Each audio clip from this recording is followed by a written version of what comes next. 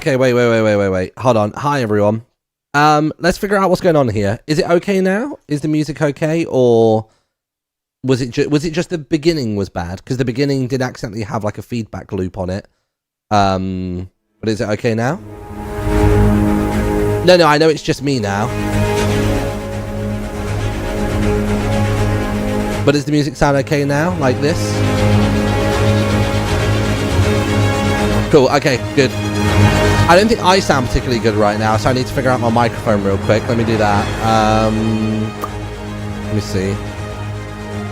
Hello. Oh, whoa. Hello. Jeez, Louise. Hold on a second.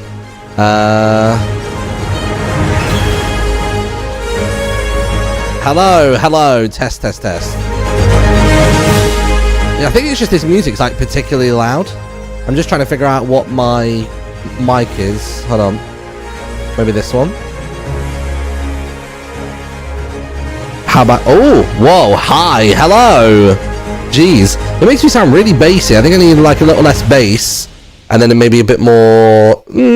actually, maybe just a teensy bit less bass. I can't remember what my settings were for everything, is the issue. That sounds a bit mad though, doesn't it? Hold on.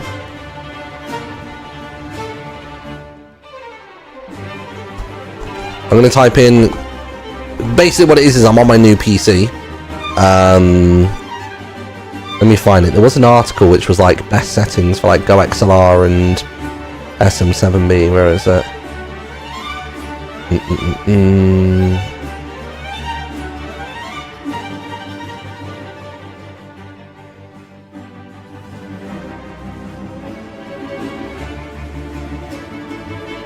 Oh yeah, wait.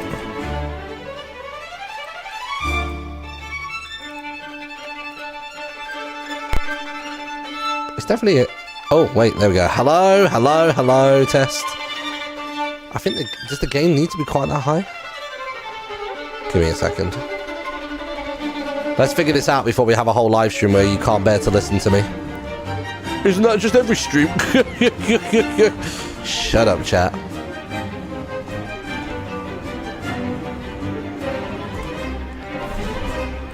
Stream can always use more subscribers. Here we go.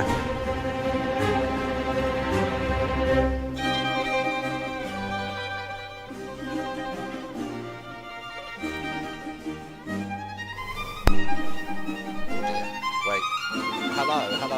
Hello. Okay, so this website was saying like dynamic, but it's definitely not right. Hello. Sorry, there's gonna be a lot of me just saying hello over and over again while I get some things figured out. So gate, yeah. Attenuation, bring that down a bit. The most dramatic mic check you've ever heard in your life. Okay.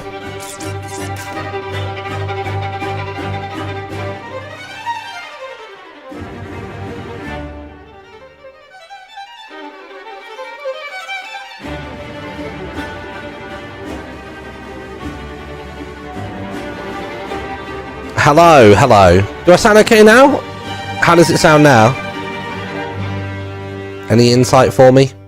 How we sounding? How we looking?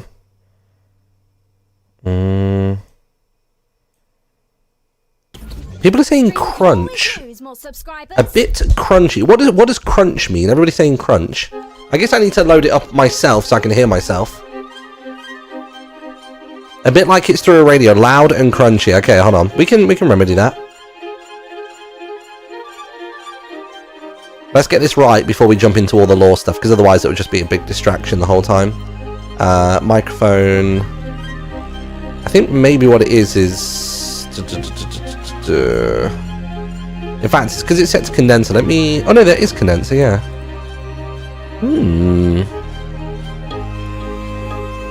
It's like where you eat a chip and you hear it. That's mental. I do wonder whether, actually, if I go to sound settings...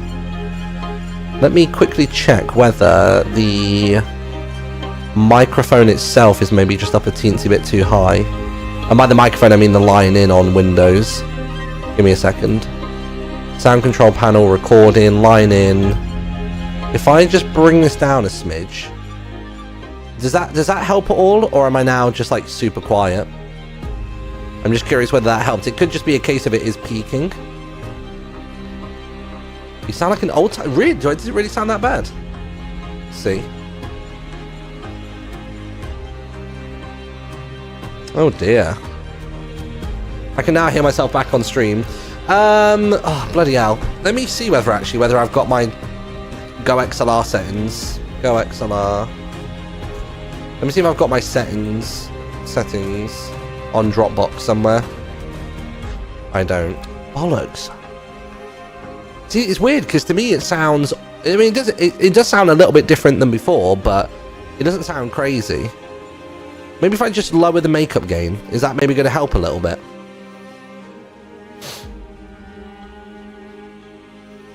Is that any better now? Do we sound any better there? I'm just going to play around with the settings. I swear I followed the same guide video every time for my microphone. Not guide video, like guide article. Oh, better now. Maybe it was a case of the... maybe it was a case of the makeup gain was too high. That could probably be what it was. Tell you what I'll do, I'll play around with the equalizer just the teensiest little bit. So I want to go to supposedly -9 for this. For 100 hertz. We want to go to...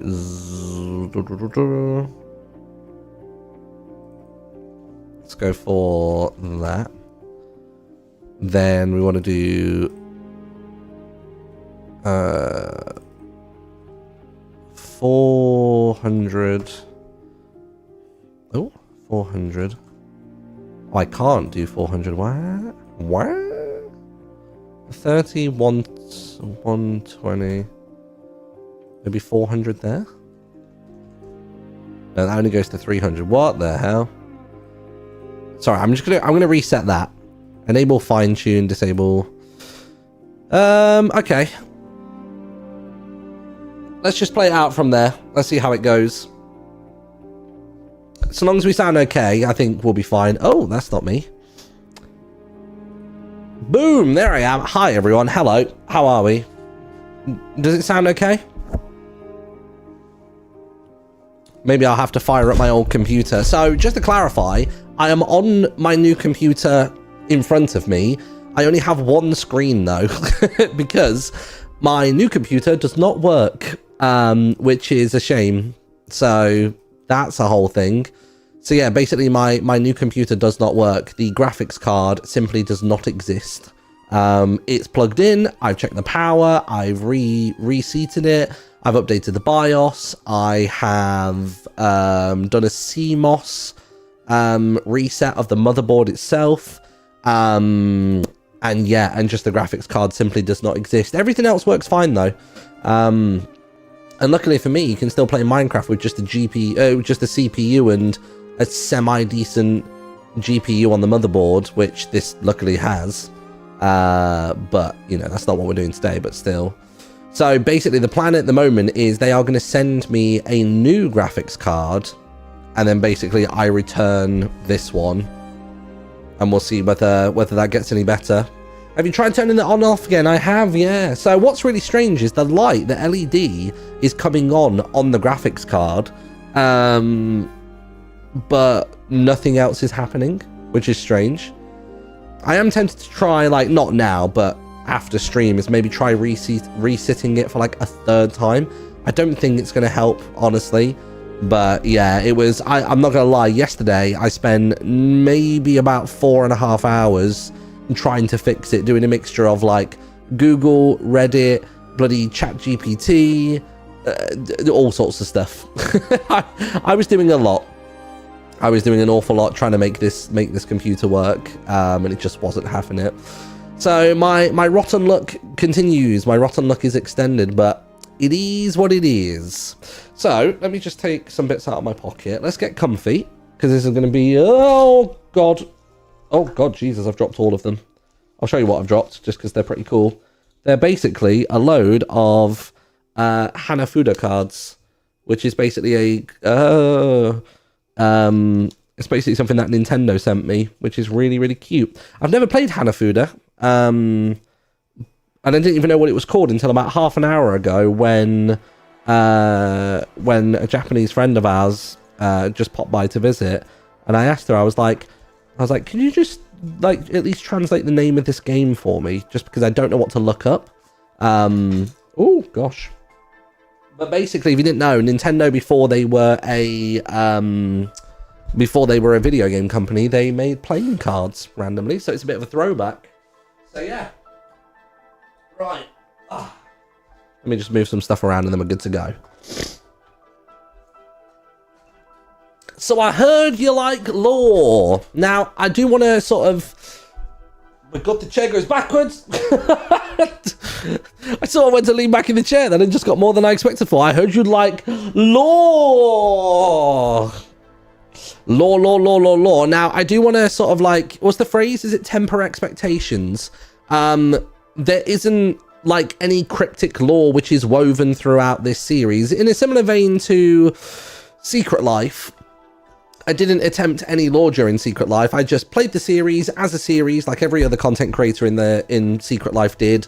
And basically, we had a sit-down discussion after that series ended, much like we do with each season, and basically just talk about the lore and figure out how to make it all work with my eyes and ears story. So, quickie summary. I've been doing some storytelling only from my POV, never say anything in world about it, but just purely from my POV with editing and things like that. I've been telling a story which is basically a continuation or an alternate universe offshoot, like, you know, a split in the timeline, if you will, from the original Watcher and Listener story from the Evo SMP, just because the concept in the Watchers and the Listeners was really cool. And basically going from there with that. So that's basically what I've been doing. And the simple concept or the simple premise is that after Grian was taken to become a Watcher, that was his exit from Evo, later on, or in the midst of all of that, some ethereal beings called the Listeners came about and were like, we don't really like what the Watchers are doing in this, that, and the other. And basically, they helped us flee the Watchers, or so we thought. Because now, all of our characters are basically caught in a repeating, looping death game, which is obviously the various series you've seen. So you've seen Third Life, Last Life, Double, Limited, Secret. Did I say Double? Yeah, I think I did. And Wildlife. Real Life isn't included in it. Real Life was very much a fourth wall break, silly one. And yeah, and basically that's been the storytelling so far. So little sort of like bullet points for anybody that's uninitiated into the lore. Nobody is a listener. I just want to clarify that now. Nobody is a listener. There's loads of people that say like, oh, you know, because Jimmy's a listener and you're a listener. And it's like, no, we're not. We're not. The only people, or the only person even, that has been sort of ascended, I guess is maybe a word to use, is Grian. And that was the whole part of that storytelling. But aside from that, nobody is a listener. So I think that's important to state. It doesn't mean that they're not watched over by the listeners and that the listeners have a vested interest in trying to help these people, but they aren't themselves listeners, because if they were... Hello? Oh God. Hello? There we go. Hi, I'm back. Because if they were, then how would any of this work?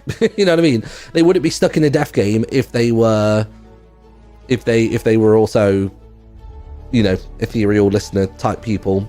So that's that. Is there any other kind of like ground level stuff that you need to know? So I guess in like Third Life, Last Life, you know, there was the presence of the Watchers towards the end. During Last Life, there was, you know, very heavy influence from the Watchers, who were the Shadow, if you will, that were messing with character Martin. And then we had, let me bring up the Life series SMP, Life series wiki, just trying to remember all the bloody series and what I did in each of them. Double Life, I think I didn't do any lore then until Limited Life. So Third Life was a little teaser at the end. Last Life was very heavy on Watcher involvement. Double Life had none. Limited Life had obviously the real big finale with the proper listening, and at the end of Limited Life we had this. So if I just pull up the channel so we can get people caught up to speed. Where was it? Where is Limited Life? Oh, of course I did. Where is it? Here it is. Hey, Pacer, thank you very much for the 5 gifted, dude. All right, here we go. So this, hopefully this works. Can you see this? You can. Okay, cool. So I've at least got that much working on the new PC, but still. Oh, that's true, yeah. Nah, I don't want to play this silly game. I want to do it this way. I want to do it exactly this way. It doesn't matter if you're a mean gill or a bad boy or a neighbor or a clocker. You're all going down. None of these niceties. This is a death match for a reason. Oh, that feels good. Time is delicious. So there you go. So that happened. 10, 9, 8. Still don't really remember why I did this, but 7, I did. 6, 5, 4, 3, 2, 1. Laughed my ass off, so that happened. It did. It's actually really interesting now that I put in the Littlewood ran out of time, because that feeds really nicely into the story of like Scar is the only one who hasn't died in his world or whatever it is. Cheers, love. And then after that we had this. There are some who watch. We are those who listen. Not yet free, still you flee from a weighted decision. In each piece lies a piece that makes up the whole. Woven the fragments that make up a soul.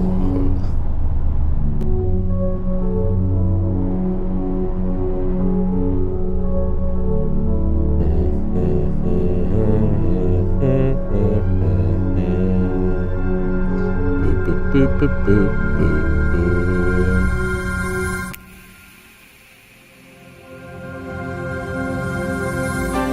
And just like that, no scars for my boy.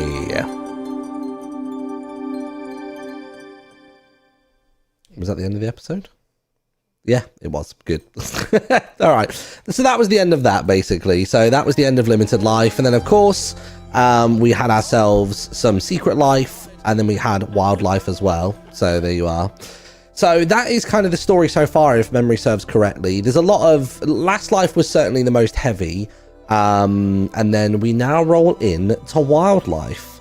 So I'm trying to... Please, can we do a Google form, please? And thanks for questions. Yeah, I guess we could, right? And maybe that would be the easiest way to submit them. Form, is it forms.google.com to make a Google form? Blank form. Law question. Fire away, chat.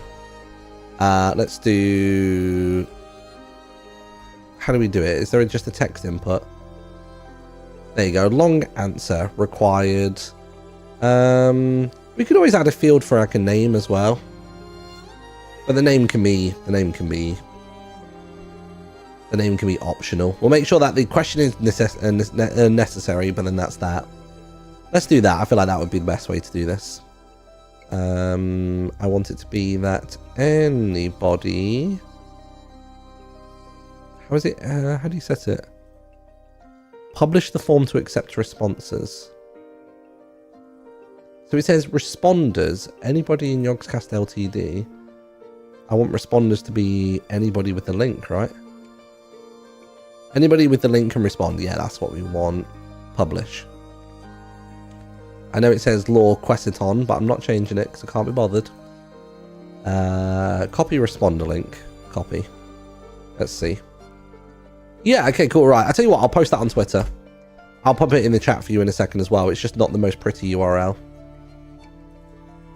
Fire away with law questions, chat. Bam. So, more things to clarify. I'll also put this in the YouTube description as well. So, more things to clarify, I guess, is that Obviously, there's a lot of things that happen in a lot of POVs in the live series, and the big thing to kind of clarify, one, to honestly just make it easier for me, is it's only canon to my eyes and ears alternate universe if it happens from within my POV, if that makes sense. Because there'll be a million things that are said that will contradict things that I've said elsewhere, but generally, like, my edit of my own thing, you know, kind of works nicely for me. You know what I mean? So yeah, I'm trying to remember what I've told you previously. I'm trying to remember what I've said and what I haven't said, because I do have a little lore document, but I just don't know, like, what's actually been shared. You know what I mean? So I'm gonna be big careful with this one. Big careful. Submit your questions. Bam. There you go. I've just updated the YouTube description as well to have that in. So that should work for you in a moment. So let me see how this works from my end then. So if I pull up forms.google.com, untitled form, sure. Responses. Link to sheet. Send responses to a spreadsheet. Yeah, let's do that. That's easier. Law, questions, wildlife. Bam. Okay. Ah, there we go. Lovely. Okay, cool. Right, here we go then. So I can basically see like everybody's questions just here. So we'll go through it. Does anybody feel as though there's anything else that I need to address before we begin? Or are we all good? Random bits of trivia, just because it's fun, is we nearly got the lore in Lizzie's POV this season, which was honestly one of the last people I expected to ever see lore from, or involvement with. And when I say lore, not just like, oh, they're gonna have a dabble in it as well. Like, Lizzie specifically messaged me and was like, hey, do you have that like whisper sound, and would you be cool with me putting it in my episode, and like, would it make sense from your storytelling and stuff? So that was really cool. It never happened in the end because I didn't actually even take that long to respond to her, but she ended up not having time to re-edit her episode and upload it. So basically what she wanted to do was, with the flashback mod, which is like replay mod, when you click on an entity, you can then obviously spectate from inside their head. So she wanted to do that, and whenever it was doing that, she wanted to have... Which one is it? Let's see if I can find the whisper sound effect. Where is it? Where is it? It's not that one. It's a creepier one, isn't it? Maybe like scary whisper, maybe? No. Where is it? Where's the scary whisper? I know it as soon as I hear it.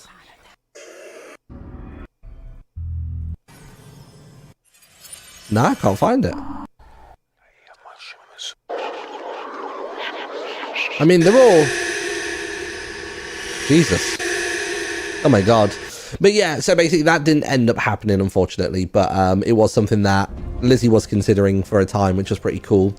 So that was that. Aside from that, why do you have so many whisper effects? Basically, it's on a website called Epidemic Sound. So basically, this is the website where I get all of my sound effects, music, all of it. I'm even listening to music from there right now. So there you go. I just typed in the word storytelling and it gave me this playlist, and I was like, oh, go on. Oh, go on. So yeah, there you go. So yeah, so we basically had that, which was good. So yeah, Lizzie almost put some lore in, so that was really cool. It was, that for me was just a big compliment that somebody was interested enough in what I was doing, and had, you know, you guys had made enough of a wave with it that she kind of wanted to participate and just do a little nod to it, if anything. Like, I don't think she was looking to get fully engrossed in the lore, but just a fun little Easter egg of sorts. But that didn't end up happening. But yeah, that was cool. Aside from that, I'm trying to think if there's any other little trivia bits while the questions come in. I don't know whether there is, you know. Not sure. I think that's it. So we have got 197 questions. Good God. So I guess first question then from Stratus says, are you canonizing Scar lore or nah? I think no, only because it's not happening in my POV.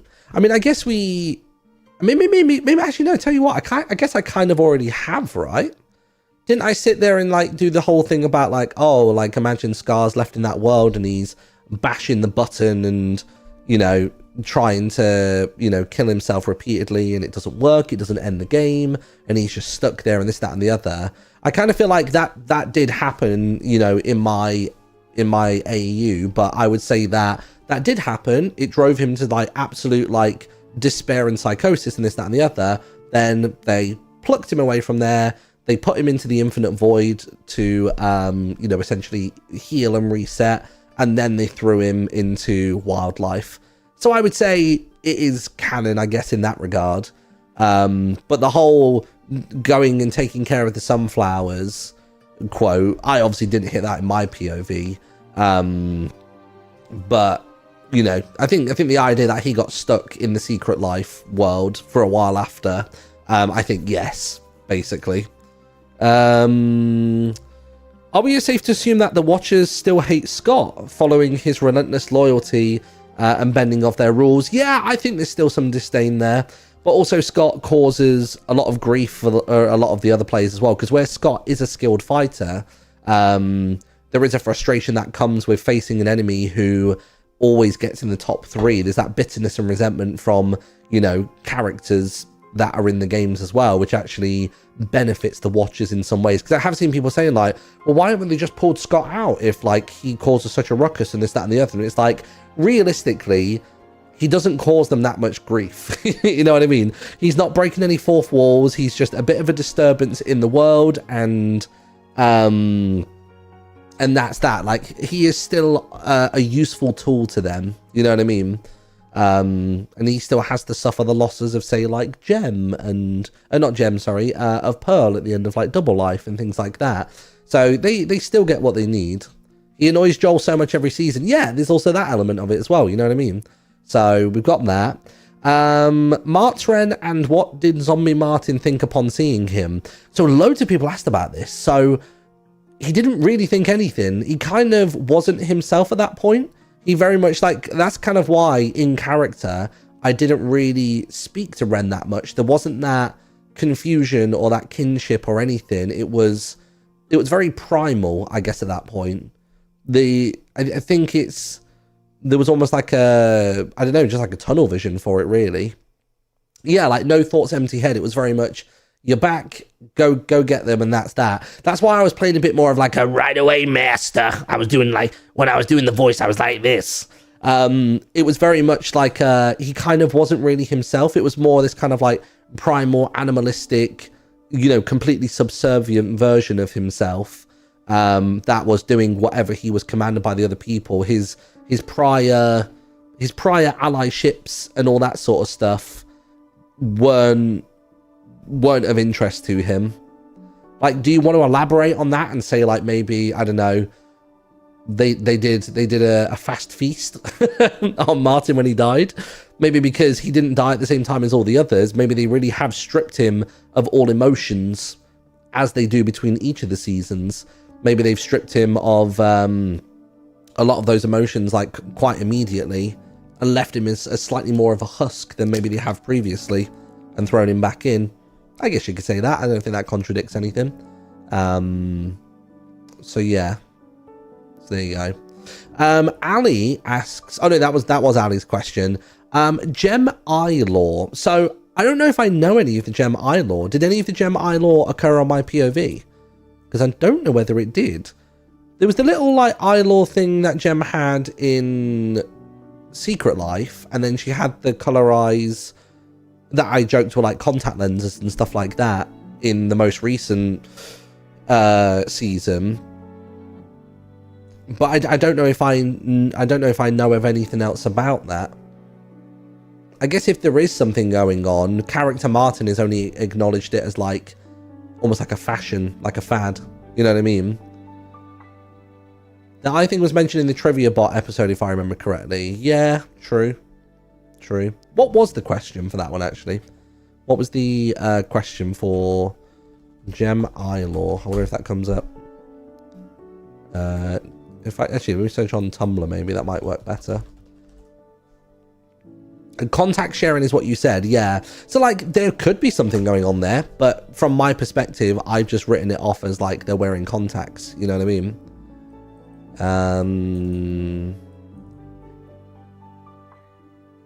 So like I guess there could be something going on, but character Martin does not know about it currently, and because I don't know the intricacies of that lore, whether it is something that is perpetuating through each of the series, it's probably not wise of me to try and shoehorn in something that I'm ill-informed about.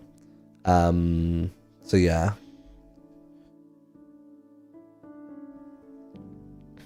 Yeah, I'll settle it with character Martin doesn't know. Yeah, I think that's what it is. There could be stuff going on, but he simply doesn't know. That's the thing. What's the next question? Martren, what is up with Martren? Again, don't really know. I think that's very much up to Ren to decide. Let me see if I don't have Discord on there. I'm just curious if I can look at what Ren said to me when he initially showed me the skin. I'm intrigued to know what he said. Let me have a look. Where's Discord? Because he sent me the skin. I was actually live when he sent me the skin, which obviously caught me a bit off guard. Okay, where is it? So he said, I yoinked your DNA right before you died last session. I've not been able to transmorgify back to normal ever since. Introducing Martren, the amalgamation, mutant class WL8. Or WL-8. So I don't even know if that class, that naming convention he actually shared publicly. But now I don't know what it means. WL8 fucking just screams watch a listener, doesn't it? It screams watch a listener. Oh, wildlife 8. Yeah, you could also say that as well. Yeah, WL8. WLA or watch a listener 8. It could be either or. I mean, the way that I see that is it could just be just another new way in which the watchers are just kind of like gently torturing Ren, is leaving him with remnants and like lingering, sort of characterization of someone that he holds close or holds dear. You know what I mean?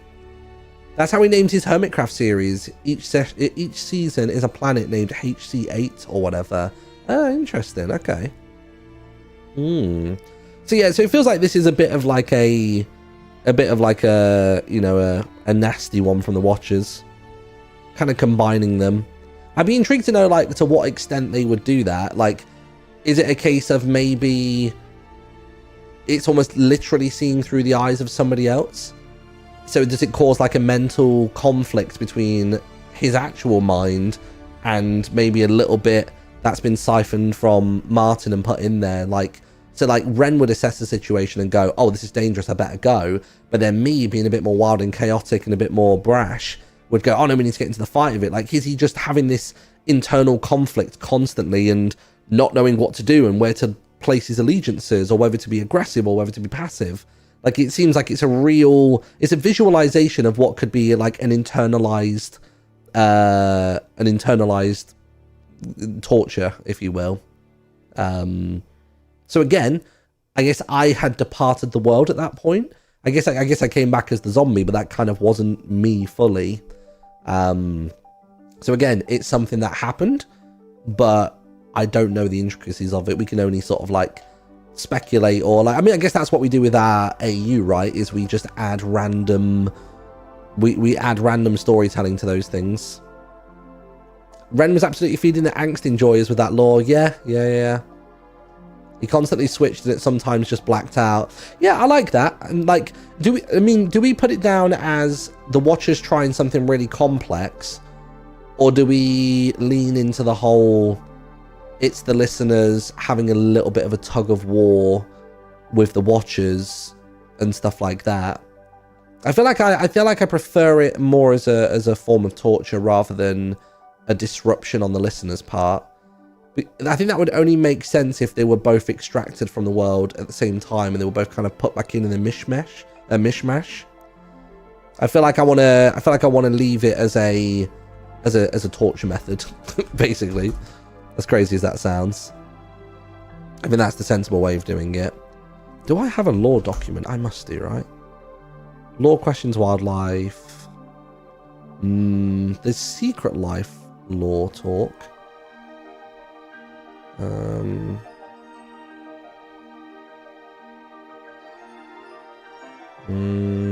Sorry, I'm just looking through this old document. God, on this, I can tell this is an old document because it says, what if Martin were to win?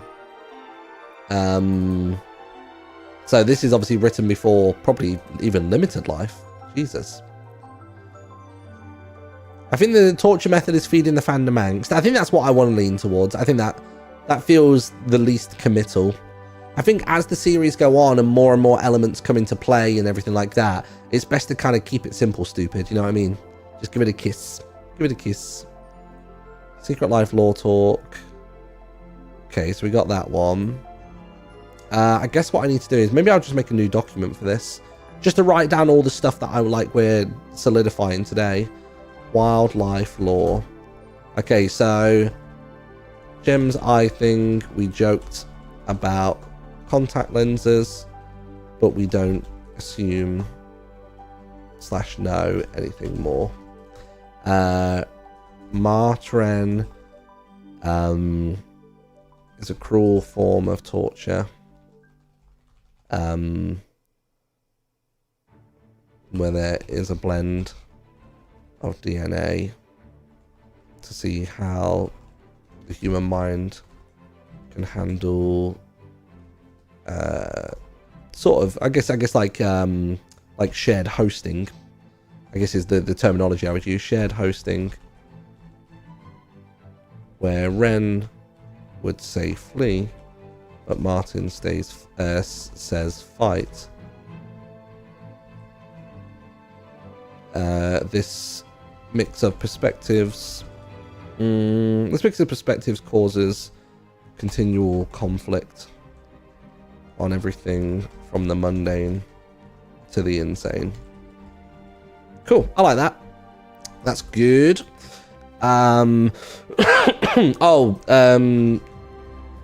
Scar Law is just his POV.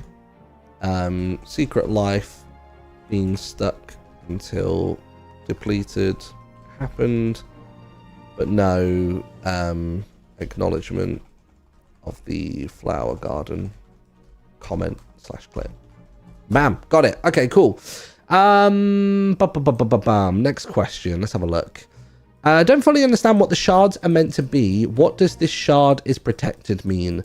So basically at the end of each life series, basically, you know, character Martin gains a new scar, if you will, based on the experiences that he had in that season that's just passed.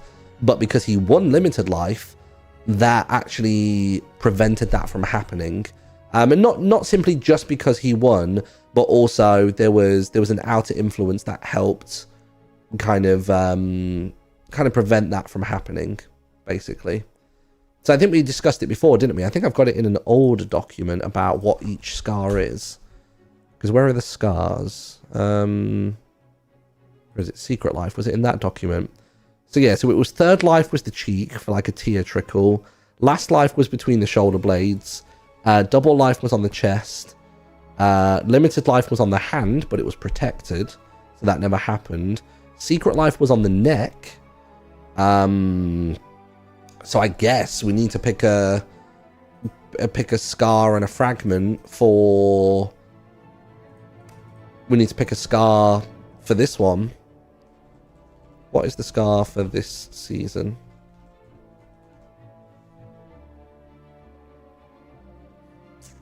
Oh god, suddenly the chat's going nuts. I for the DNA copy.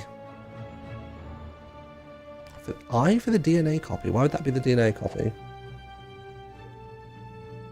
There is the listening power to consider.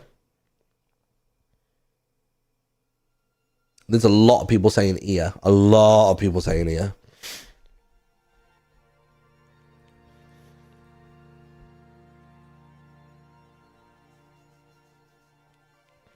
It seems to be like majority ear, doesn't it?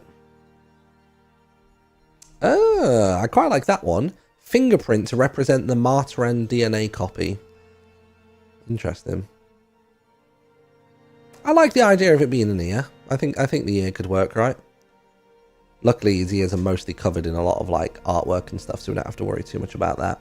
And it wouldn't be the whole ear. It can almost just be like a, you know what I mean, like a sort of a piece of it, like there. You know what I mean? Or what's that called? Is it called the trachea? I think it's something like that. It could almost, if anything, I would probably say maybe the top. It's like just sort of like a triangle slice, like, you know, sort of that kind of size at the top part there. Just an acknowledgement of that. Is it trachea? Is it called trachea? Trachea. No, maybe it's not. Trachea the voice. Oh, no, wait. Maybe trachea's voice box. My bad. What's it called? Tragus?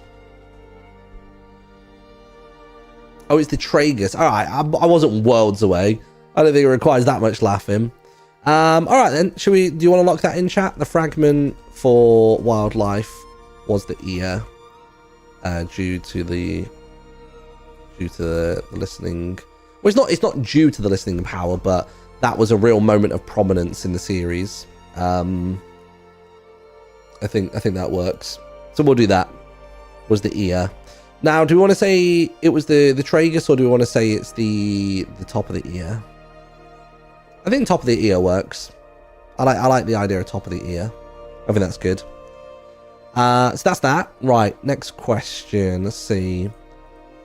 Literally, what on earth is going on with you and Ren this season? Already answered that one. What's happening with the Watchers, and how come they had less of an effect this season, while Grian in lore to lead him to have more of an effect this season? Well, so what I'm thinking with this is there's a few ways to navigate this, right? So what was wildlife? So there was a different mechanic each episode, and also it's not as though we could say like, oh right, yeah, actually what felt like one episode to them was actually a whole season and they only remember one episode. I think that gets a bit sloppy and a bit messy. So there's a few ways to go about this. It could be, I've had a few thoughts on this. One of my thoughts is that each of the mechanics wouldn't be engaging or distressing enough to be an entire season on its own. So the Watchers have been sat there and baking a bunch of abilities. And they decided to make a compilation season, if you will. So they've actually done full seasons with each of these, but for whatever reason, they weren't quite right and didn't give them quite the right results that they were hoping for, you know, for what the Watchers wanted to feed on. So, you know, the snail one was good and it did cause a lot of distress, but it was too short-lived. Like, you know, I mean, even us in real life, we recorded it and we could only do it for like 90 minutes sort of thing. So I like the idea that each of these mechanics has been done as a full season previously. They've had their memories completely wiped of those instances, just like many others of tens of thousands, if not hundreds of thousands of other live series that they've been forced to play previously. But, you know, Snail Life was good, as people are calling it, but it was too short-lived. It caused a heightened amount of stress within a small amount of time, but it was too much of a spike and then a drop. And the same for all the other mechanics as well. The other way we could approach this is that we're aware that there is this tug of war happening between the Watchers and the listeners, and that Grian is able to move more freely around the area at the moment. And even though he's not able to like liberate the players that are stuck inside of the games, he now has more of like an admin kind of status, and he's able to gently drop the veil a little bit and let them know that he knows what's coming. So he's not telling them he's a watcher, he's still kind of acting like a player, but almost like an informed player. You know what I mean? And actually he then, because he knows what's coming each week, he's able to kind of gamify it, make it fun. That's his whole purpose of being in the games anyway, is to lighten the mood and the tone and tell people to do it for style points and, you know, like have all that kind of fun to it. So that was the other narrative that I was thinking of exploring, is that since obviously there was the sort of disruptions at the end of Limited Life, Secret Life, there was Secret Life kind of took a really stripped back approach to the games, where it's interesting actually, because it feels like with Secret Life, the Watchers had a more direct line of communication with the players than ever. They had a monument of their presence. They were giving them physical writings, and then maybe there's been this tug of war continually between the Watchers and the listeners since then, and now we're actually seeing that the Watchers are preoccupied trying to hold this domain together, if you will, and now Grian can kind of roam a bit more freely in there. So I kind of like that idea. Like, what do you think? Do you like that? The idea for the eyes and ears AU is that there's been this. It's basically the listeners. The Watchers are preoccupied with the listeners and trying to break in and liberate, and it gives Grian, who is kind of a neutral party but leaning more on the side of the listeners, it gives him a little bit more freedom and gives him a bit more insight to be able to make everything more fun and gamified and silly and stuff like that.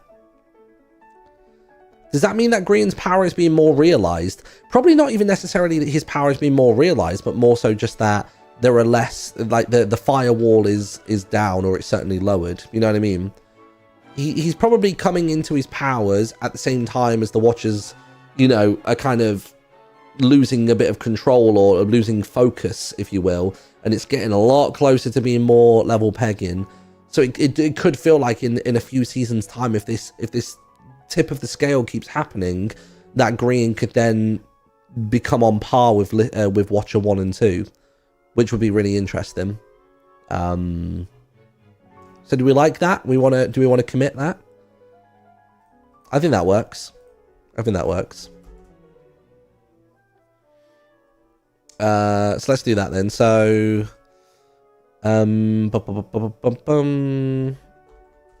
let's do that. Let me write this down. So how would I phrase all of that in the document? Grian has more... Is autonomy the right word? Is that the right word? The right or condition to self-govern. Yes, that's kind of the right word. I guess I say Grian has more freedoms and can lower the veil this season due to an ongoing power struggle between the Watchers and listeners. He's able to gain insight. Maybe that's what it is. Maybe Grian as a Watcher this season, because there's that tug of war, he can't necessarily mold or change the games, but he's able to see what the plans are in place. He's able to see the rule set. Whereas before, he would join these worlds to be with his friends and trying to be there to make their lives a little less stressful. But actually, he is seeing properly for the first time because, the blindfold is taken off in a way. I quite like that idea, that he's coming into his powers as they're losing a bit of control, and that's granting him vision. That kind of leans into a nice power dynamic where you can almost mask and charade things from other Watchers if you outrank them in terms of power. I like that idea. So there's the council that the Watchers find themselves on that we've spoken about previously, and if there's a hierarchy of power in this kind of celestial world, then they're able to kind of blockade information and simply just from simple things as much as simply making something invisible, through to blurring faces or hiding the puppet strings in the world and stuff like that. I like that idea. I think we'll roll with that. So Grian has more freedoms and can lower the veil this season to appear more as an informed player, as opposed to just the player. This is due to an ongoing power struggle between the Watchers and listeners, pulling their focuses in different directions. There we go. I'll put Grian is slowly honing his abilities, whilst the blindfolding,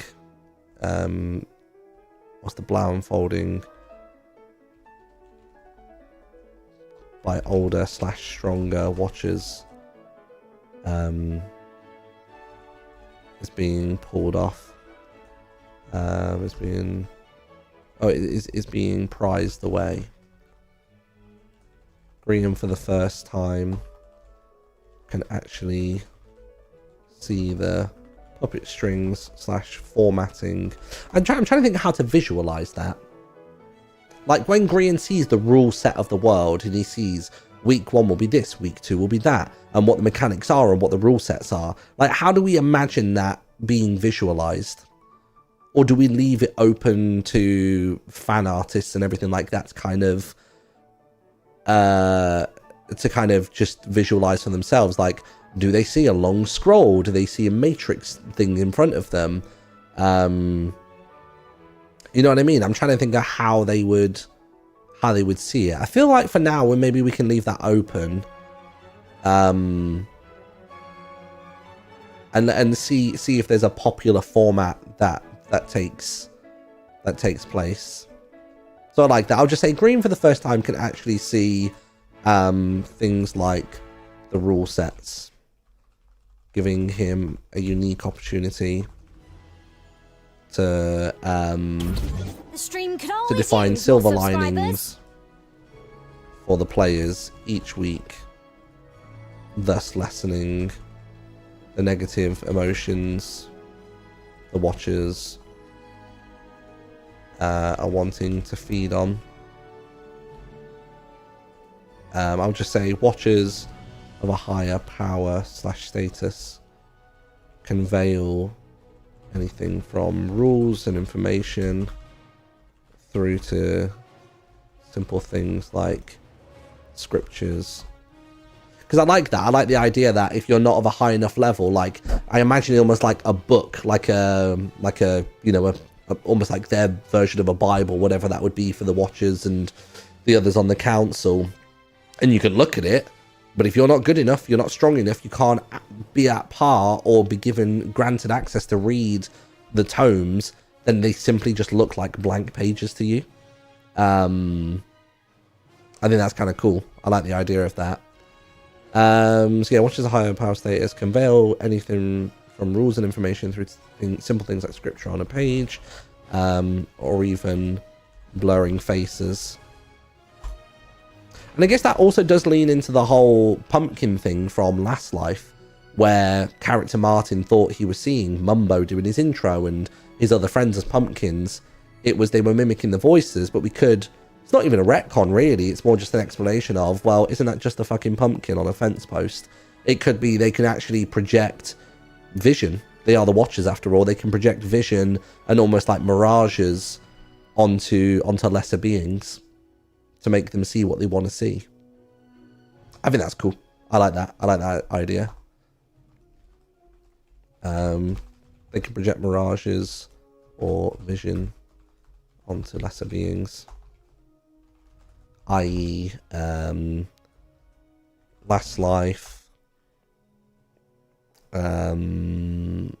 Pumpkin Boys. Nice. Okay, cool. That's that one. That's that one done. More questions then. So, what we got? Let's have a look. Does any wild card have any lore reason? I feel like we've already kind of discussed that, right? I guess I've actually not written that down. So, each wild card mechanic has been played out in full as its own season, but for one reason or another, it didn't yield delectable enough results, and thus they wanted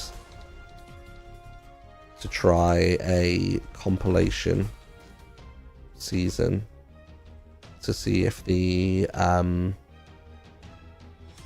just the frantic uncertainty could produce results. Cool, I like that. What else we got? Why was Mumbo not in session 8 as a zombie?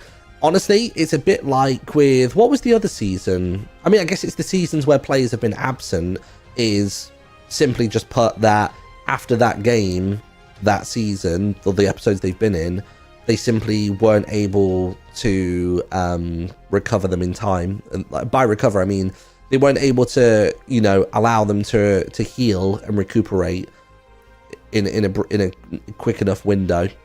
Which I'm pretty sure, did Mumbo miss a season or two here or there? So for him, that kind of fits well with his character, honestly. That kind of fits in with his vibe. Is that where the zombies were so weak they hadn't fully recovered? Yeah. They were very much, you know, they were coming back from the brink of death. They'd been fed upon, they'd lost a lot of their emotional weight in most regards. Some more so than others. And also they just physically were weak in stature. So I like that. Let's have a look. So that was asking about how Grian knows the cards. What was your original thoughts when Grian told you your superpower of hearing?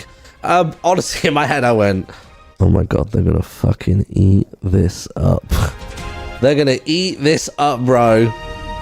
I was pretty certain that my power was given to me specifically, because I know that like Cleo's ability was given to her specifically, and a few other people as well. Turns out mine was just RNG, and I just happened to get the listening ability, which is bonkers. Absolutely bonkers.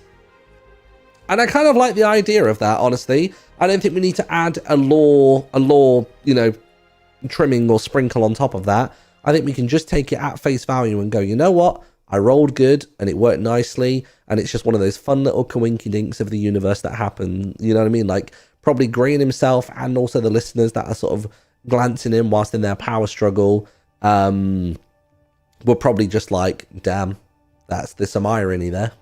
You know what I mean? So I like that. I don't think you have to make a lore reason for everything. I think that's one of those ones we can just put down to good old RNG, which is good.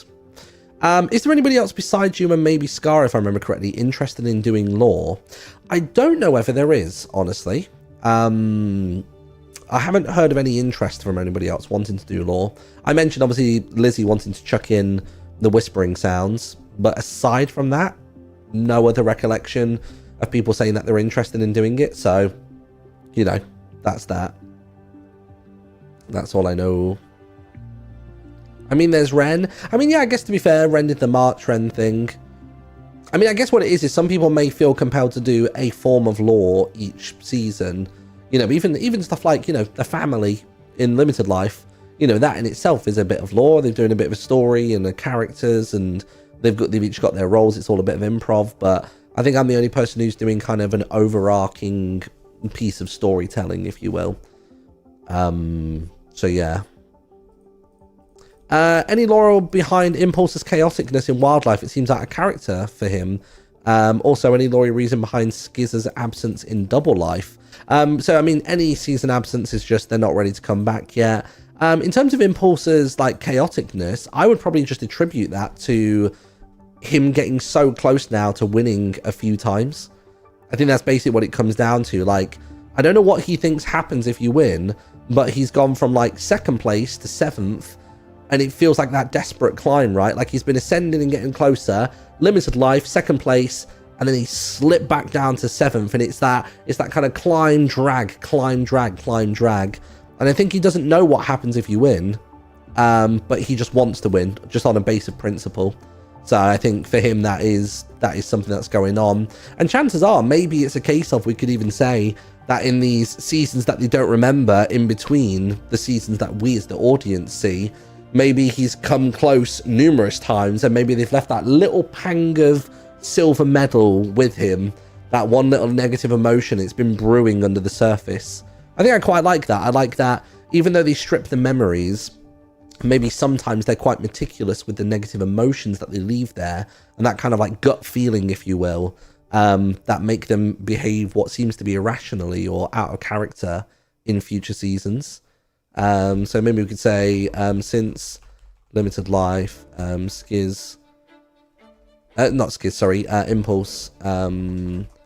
Impulse has played in lots of games that he doesn't remember. Always getting really close until his memorable 7th place in Secret Life.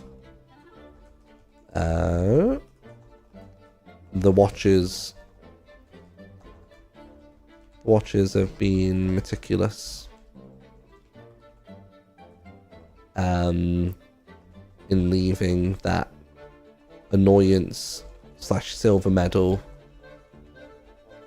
gut feeling in him to lay dormant and fester, causing that hunger and almost out of character aggro to try and win a season. Each subsequent 2nd place or lower it's like a bonus on top of other emotions they stir. I like that. I think that's cool. I like that. I do like that. Let's see. Outside of the IRL health issues, would there be a law reason for Scar not having a good memory of Last Life in specific? We've kind of gone through this before. It's, you know, we don't all remember everything in great detail. You know what I mean? Like, so I don't think we need to put a law reason to that. It's just literally just, you know, it's been a while. You know what I mean? It's been a while. I think that one's pretty leveled. So about the whole blessed are those who listen, was that a play on Martin's powers? Yeah, somewhat. There was something I wanted to do with that, and there's something that I will do with that in the future, which I know is a really shit cop-out, but there's some stuff I've been wanting to do in relation to this law for a while. So I wanna keep my cards close to my chest for that for now. But in 2025, I'd like to work on something to elaborate on that point specifically. So I know it's not the answer you're looking for, but next year I would very much like to embellish that. So, yeah. There was more I wanted to do with that end of the episode, but just that superhero episode was a humongous edit. And I just simply didn't have the time to flesh that out more. So yeah, I mean, realistically, I guess I did have time. I could have not published my episode when I did, because it's not like I was in the finale anyway. So I could have had a whole nother week or whatever. But I didn't want to delay too long, and also I was going away to the box, so I didn't know whether I would even be able to work when I was away. But yeah, so I'm acknowledging it, and it is something. It's just not something that I've properly been able to execute just yet. But there you go.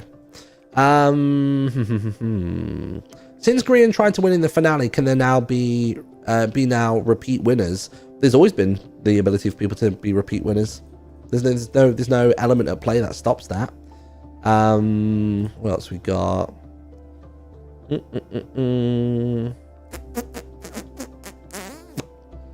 have a look. What about the canary curse? Here we go. This is the big one I get asked a lot. So people are like, did he break the canary curse and this, that, and the other? And I'm of the mindset of no. It was... The canary curse is something that we attributed a name and a classification to. And it's something that obviously the Watchers recognized and would do as they could. And they would put in, you know, wild mobs. And they would kind of like move the chess pieces in order to try and make it happen. But I don't think it's like an actual curse. I think it's just something that they have added a lot of fluff around because they knew it wound Timmy up. And I think it was very much just one of those things where they've probably, like, this is why they do all the seasons, and it's why they wait until the payoff stops and then they'll condense it down, or they'll do other stuff. Like, I think it's literally just a case of they've bled him dry. Like, you know, the well has run dry on the canary curse being an effective thing. Like, I think when he knows in himself that there's a chance he's going to come last again, when it's not a surprise, it doesn't have that same kind of frustration and anger and heartbreak for him.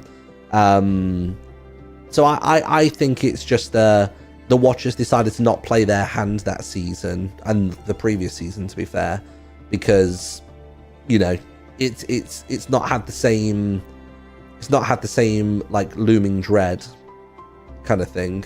That's my take on it. I don't think the canary curse was a curse of sorts. It was just they knew it was really like peeving him and they decided to go for it. So yeah, canary curse has run its course. It wasn't any kind of mystical curse.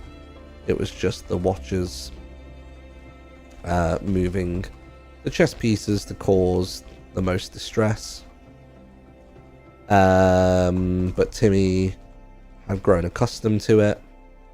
And I guess like the yield from each loss was waning. I think that's the best way to put it. Cool. Right, next one. Scroll. I think we spoke about the zombie thing, didn't we? I don't know if I put that in the document. Yeah, I've already put the martyr and stuff in there. Let's have a look.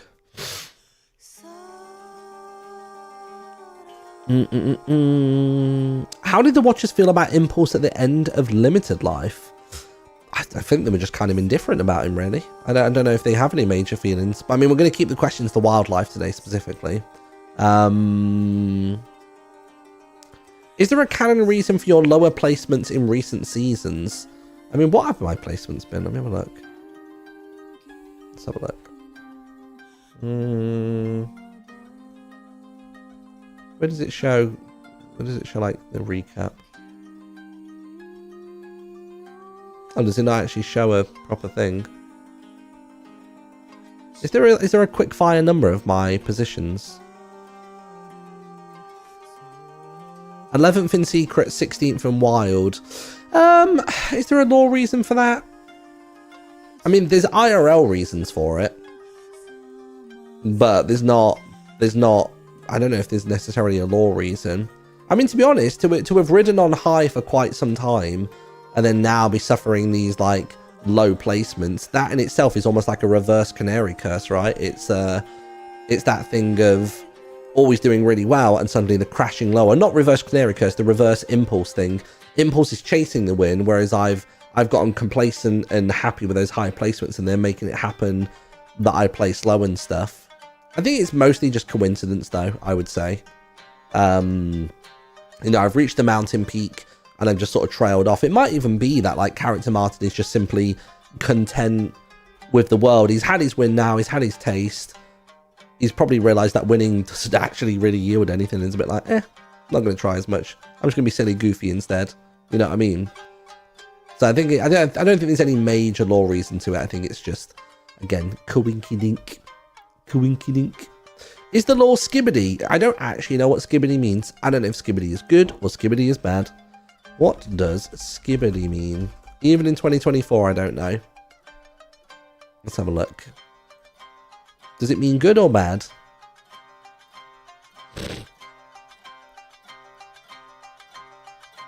Skibbity is a making fun of slang. It doesn't actually say, though. Ask Jim for skibbity. I'm not going to do that.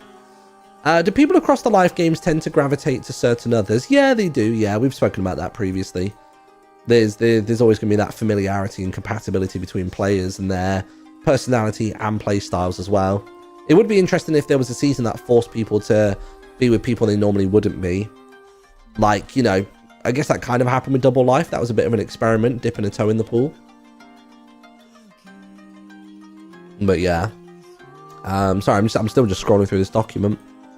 How many submissions have we got at the minute? So what number was I on there? I was on 48. Oh yeah, dude, there's like... there's about 535 questions. That's why I'm just like kind of skimming through the document. Let's have a look. After Wildlife, did Martin become a listener? No. Nobody's a listener. Did the make it wild, this is your ending thingy have a reason, or was it there for fun? I think it was just kind of there just for fun.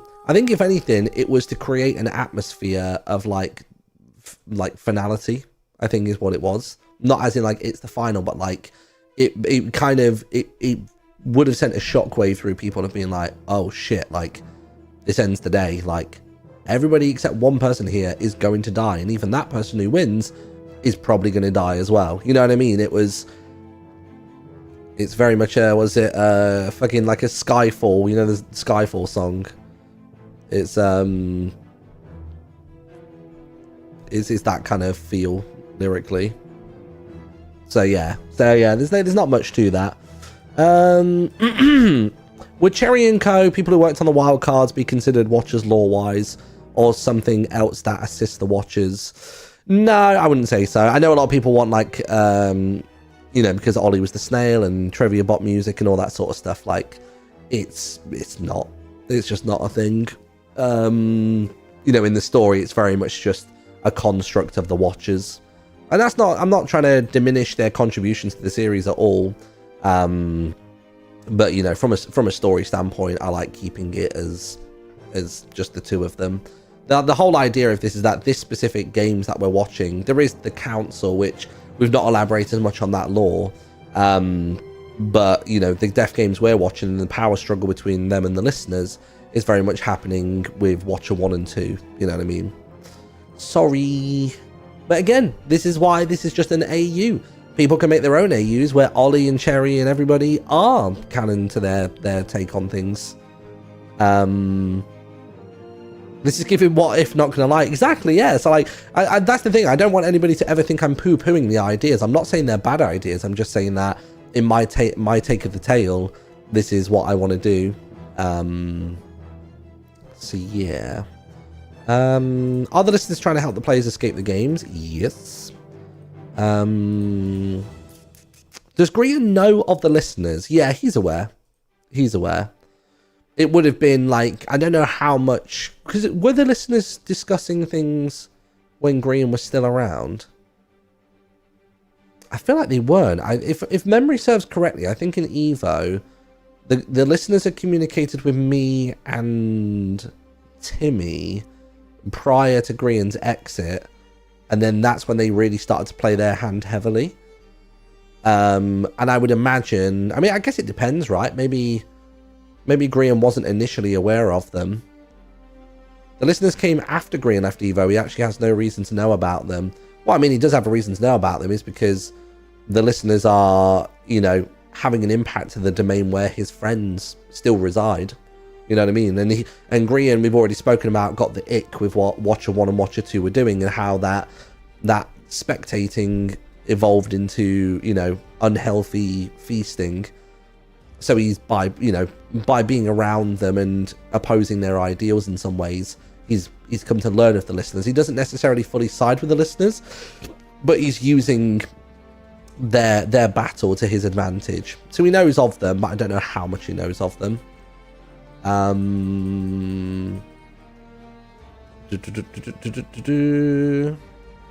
I'm going through the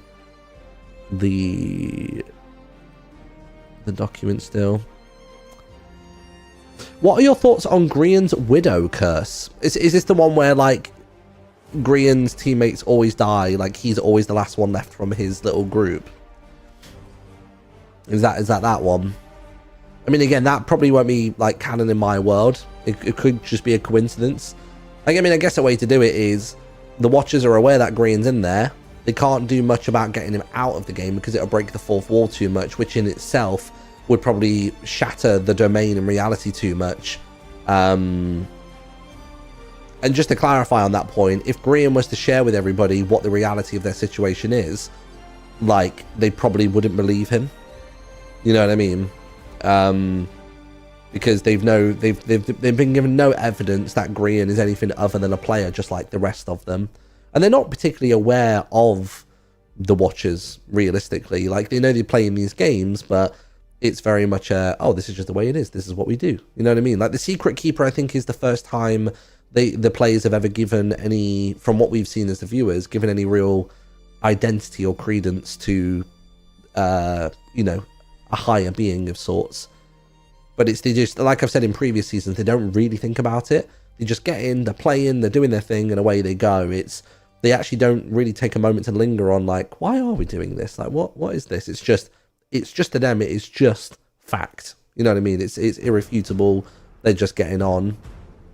So yeah. So where's Martin's fragment for this season? Done that one. Luckily, there's quite a lot of similar questions in here, which is helping us go like to absolutely fly through them. How does Grian saying he has no eyes affect the AU? I mean, it's kind of interesting, right? Like, so I mean, I don't know where he said this. Did he say it in world, or was it in, or did he say it in a Hermitcraft video? I think it might have been in the wildlife episode. But I mean, like, I obviously didn't see it from my POV, so we don't really have to acknowledge it. Oh, was it in Hermitcraft? Oh yeah, okay. So if it wasn't even said in Hermitcraft, like, we don't even have to worry about it. But do we really have to ask how the watcher that has no eyes can see? Like, he just can. You know what I mean? It's part of that skill set, realistically. Oh, this is a long question. How do I make that column wider? Thoughts on the fan mythos that the winners of the previous game informs the mechanic of the next.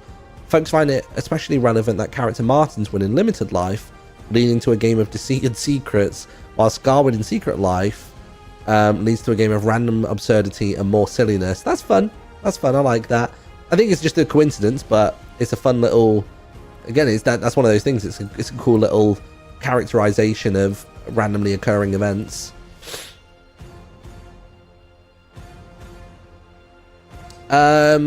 Most of the wild cards are harmful to the player, like snails, mobs, and food things. Why then would the watchers choose to bless the listeners with superpowers? Because those superpowers can be used in an aggressive manner. I thought that would be pretty obvious. You know what I mean? And it always reaches a boiling point in the seasons. There's something that tips tensions on the live series, servers each time. And it felt like the superhero powers were the beginning of that tip. The beginning of that power shift. So yeah. Let's have a look. So I'm just looking through the questions.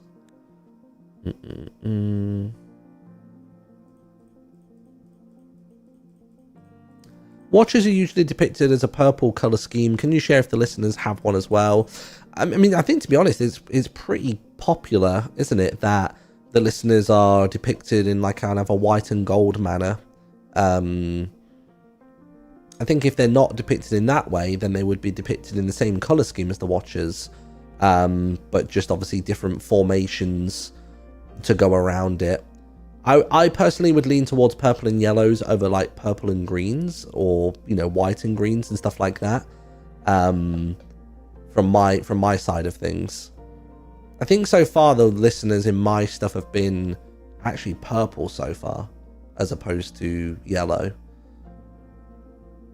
But I think some of it can be affected by where events are taking place, where the domain is, if you will. There's a little override, if you will. Are there whisperers and speakers? We haven't really delved into that, only because it doesn't feel like we need to just yet. So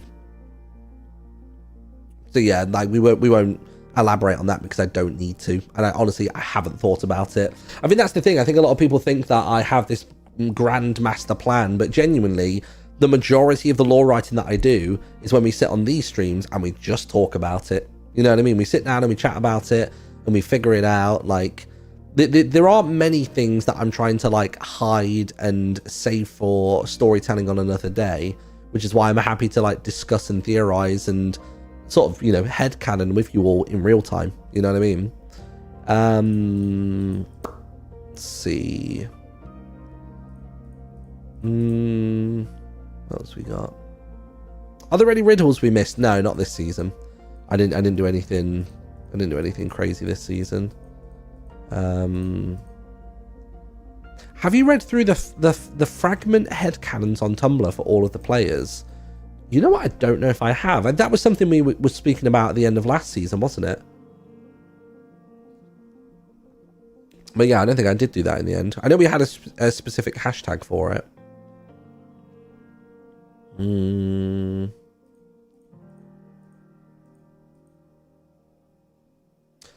the Watchers like that you're in the death game, and do they have the power to take you out and disrupt the loop if they wanted to? Yeah, they're in mostly control of the games.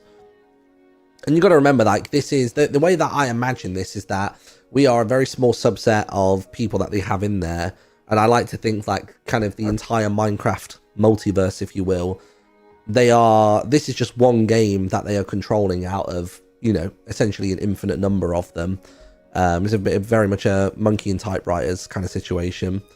So, you know, they could have people from fucking, you know, Lifesteal in this kind of scenario. They could have people from, you know, all different kinds of places, like, you know what I mean? That kind of vibe. So yeah. Do we have any lore for bees creaking? We don't, honestly. It's, again, similarly to the gem situation. It's very much a I saw it, I acknowledged it, but I don't know anything about it. You know what I mean? It's just one of those situations. Let's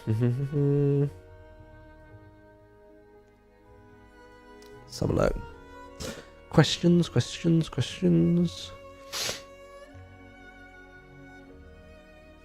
How do you feel about Joel's win? Anything with lore from that? It seems as though he is the only one who won happily. Oh, as in, like, so was it a case of like some people kind of reluctantly won their seasons, whereas Joel was like, gimme, it's mine, I want it.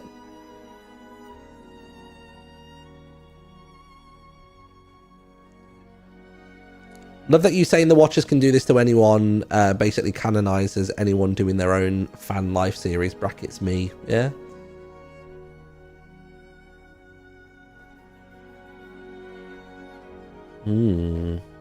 But yeah, I think just Joel was just kind of living it up. Joel was just kind of doing his thing. I think there's a real chaotic nature to what Joel brings into the server, which I think is really good. But then at the same time, he can also get so pressed about something as simple as cows, which for the Watchers is just that sheer, like, just flabbergasted kind of feeling that he has. That's a good one for them. They like that. Let's have a look. Is there any Bamboozler lore? I don't think so. No, I'm not sure if there is any Bamboozler lore.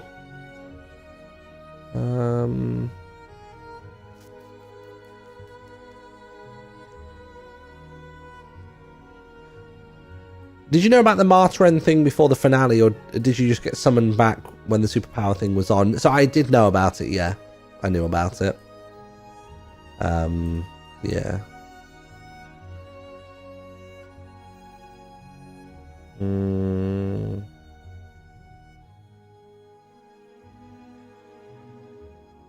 Sorry, I know it's not very interesting just staring at someone staring at a screen. Which is I'm just scrolling through all these questions. I'm only at question 145 out of 350 when I last checked.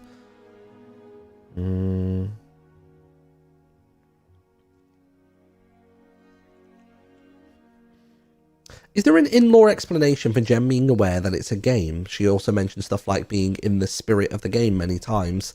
I think that is, I mean, I kind of spoken about it before, right? That there is just this acknowledgement that they are playing a game and this, that, and the other. Like, and again, they kind of don't question it. They're aware that this isn't their permanence, as in, like, they don't think about home per se.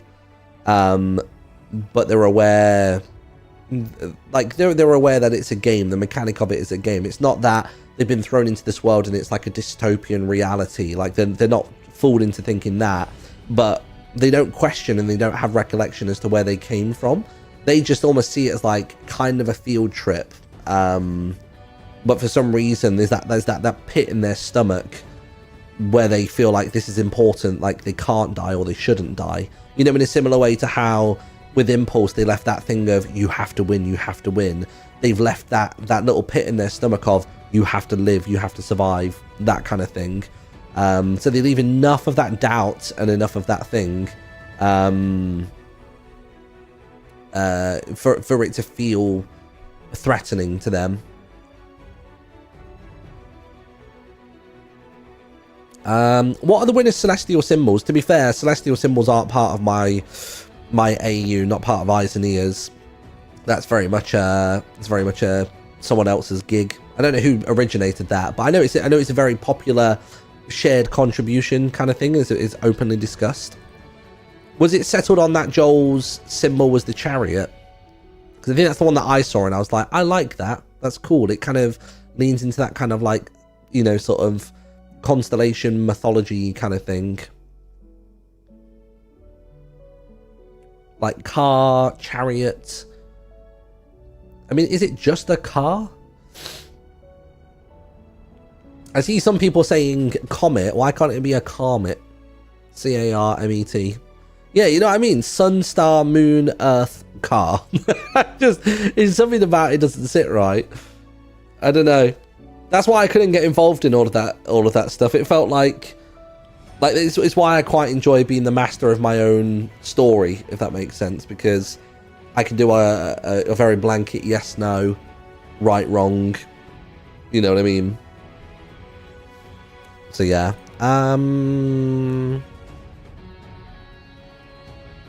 So hypothetically, if the winner didn't die at the end of their episode in a future live series, would they be able to communicate with Scar, or would they be stuck in separate worlds with no communication?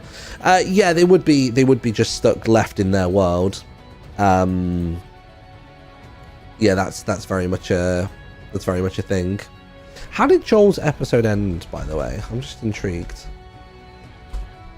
I haven't actually seen Joel's episode to see how his finale played out.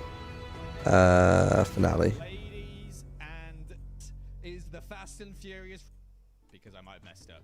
Let's find out. Oh, okay. So yeah. So I wondered whether this made the cut or not. Joel's trap thing. That's sad. That's sad. What a sad way to end the episode. I don't care. We win. Thank you so much for watching this series of Wildlife. Make sure to subscribe. Goodbye. I'm so I suck at traps. Ah! Oh, he does die, doesn't he? Yeah, it's I can't believe it. Blooming failed. and then he is in spectator mode. Cool. Okay, interesting. Nice. Yeah, so I guess in that regard, I mean, I guess I wasn't around to see it, so I wouldn't know fully. But yeah, it's very much a Joel did die. He departed that world and stuff. But yeah, I think we kind of discussed it with the Scar situation earlier on, is that Scar would have been stuck there, but then they gave him enough time to heal up and recuperate before wildlife and whatnot. Let's have a look at more questions.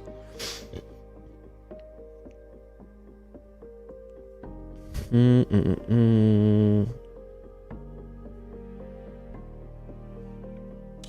you think, I mean, I've not even read this whole question, but do you think Wildlife and Secret Life are connected in some way, like a two-parter type feel?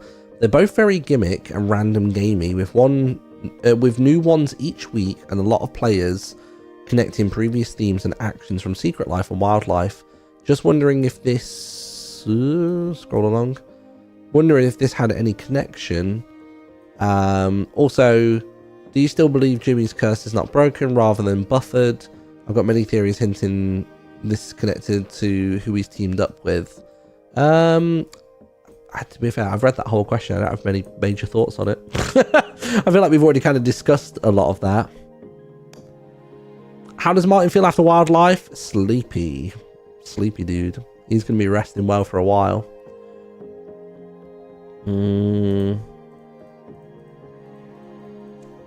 There's a lot of the same question about the connotation of my superpower, which is interesting.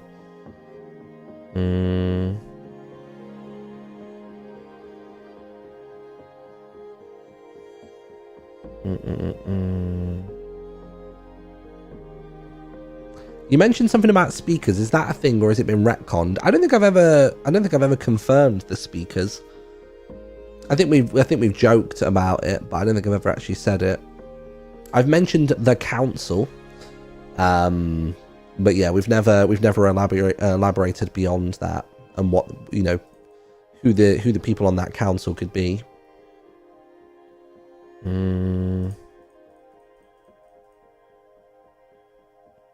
Let's see. I like that. This is a good one. I just read the first line and I was like, that's actually great. Good symbolism. Not really a question, but Martin seems a bit washed up since limited life, doesn't he? Ever since his body washed up on that shore following his time running out, his deaths and placements have seemed stellar. We all still love you. Keep up the great work. That's a cool little vibe. I like that. That is good. I mean, I wonder if that's a thing. I wonder if there's like this almost like exhaustion that comes with winning. They send you in a little less prepared next time, so they don't have double winners and stuff like that. I mean, I'm not going to commit anything like that to canon, but it's just interesting. What else we got? How would a repeat winner fit into the lore of the series? I mean, they just win twice. That's all it is. Many of them have won many times, some of them consecutively, but they don't remember, you know, really any of the games. The way I sort of play it out is the only games they remember are the ones that we, the audience, see, just because that makes sense, right? That's what makes sense. Lots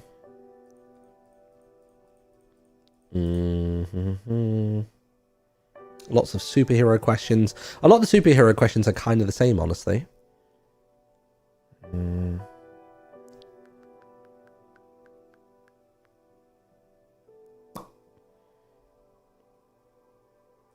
Do you enjoy making the lore, and will you put more into the next season? You know what? I genuinely do enjoy making the lore. I can never say whether I will or won't put it into the next season, only because it's really hard to put the lore into the episodes, if that makes sense. Like, it's the turnaround is so quick on these episodes.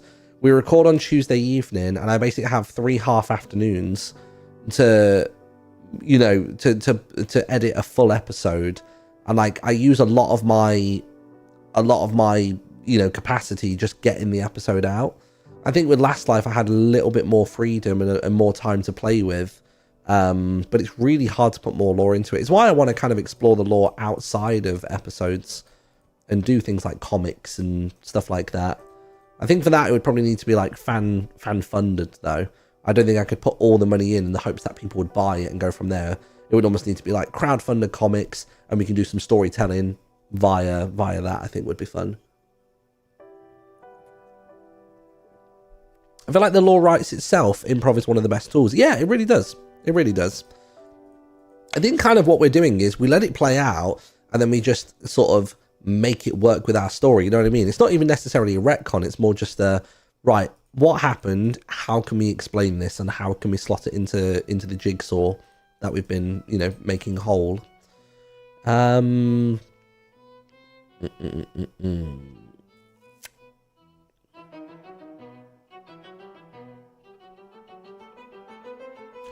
previous seasons, the Watchers cleared enough memory so that grudges didn't get formed from season to season. But this season, there was a lot of past season beef, especially Gem and Pearl, but also like Etho and B-dubs with the horse. Yeah, I think, again, we've been talking about how the listeners have been a bit more... Sorry, not listeners, the Watchers have been a bit more meticulous in leaving things in. And I think that we are starting to see now more of that breadcrumbing, which is in itself breeding resentment, which is a feeling, an emotion that they like to nibble on.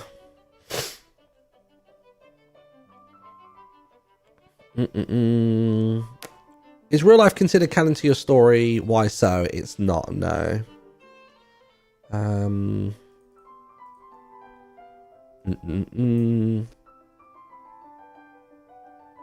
So I'm still just browsing through. What number am I now? I'm on number 231, and there's now 624 questions. I am not catching up with this list of questions you've given me, everybody. Jesus. Although, to be honest, the more we answer the questions, the more it's easy to kind of keep on blitzing through them.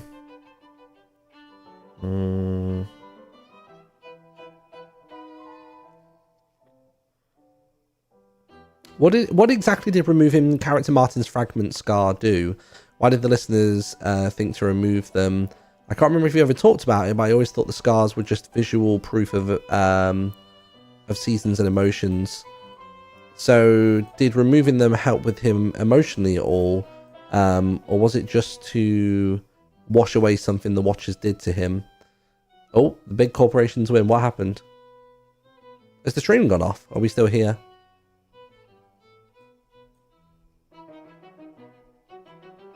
Are we okay? I am here. Okay, cool. Again, that's one of the things we can explore in the comics, I guess. Yeah, I think that would be a comic-y kind of answer.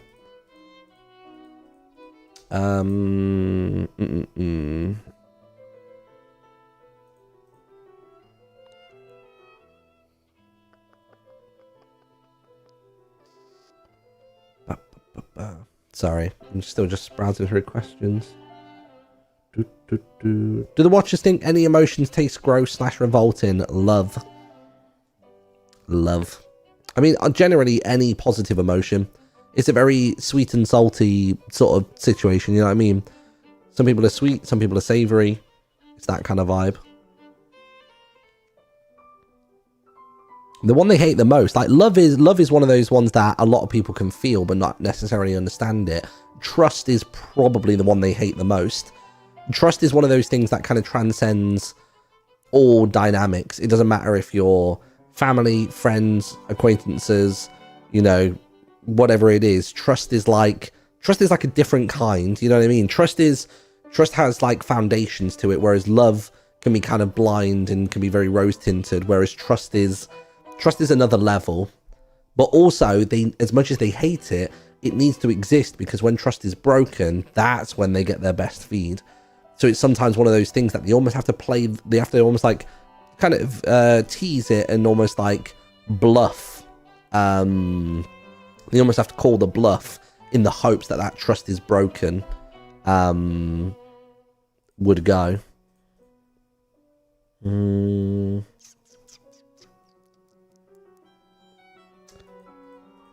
When they made it to the last few minutes were wildcard free, was it because the watchers got overwhelmed after activating all the wildcards? I wouldn't say overwhelming. I mean, I guess I kind of mentioned a moment ago how I felt like they were doing that to kind of create an atmosphere and an ambience. But was their hand forced? Maybe. Was there something happening on the sort of the celestial level? Were the listeners getting a real good push of them? They were like, you know what, fuck it, let them fend for themselves.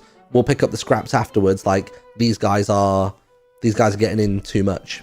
You know what I mean? I'm interested to know. It's an interesting thought as to whether the Make It Wild was them going like, right, you kids play nice. Dad's got to go work. I kind of like the idea of that. There's very much a tug of war happening. There's very much a guard the gate situation occurring. So maybe the finale was they were trying to throw everything they could at these people because the compilation season had moderate success getting what they wanted, but you know, it takes a lot of focus. Like I always talk about that. It takes focus. It takes concentration. It's not just necessarily having power. They have to be attentive to make all of these things happen in these worlds. So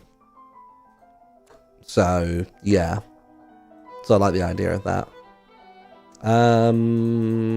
Right, any others?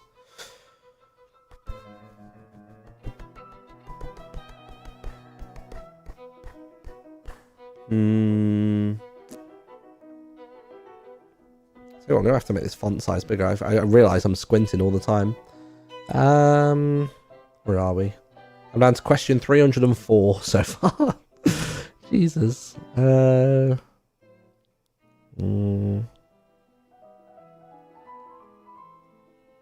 Can we get an I will be done? Oh god, I don't know if I can. Let me check. Hello. Ooh, Jesus. Hello. It's not quite that far, is it? Hello. Oh, no, still too deep. Oh, will. No, still too deep. Why is it? Oh god. It's only like 2 notches. I will be done.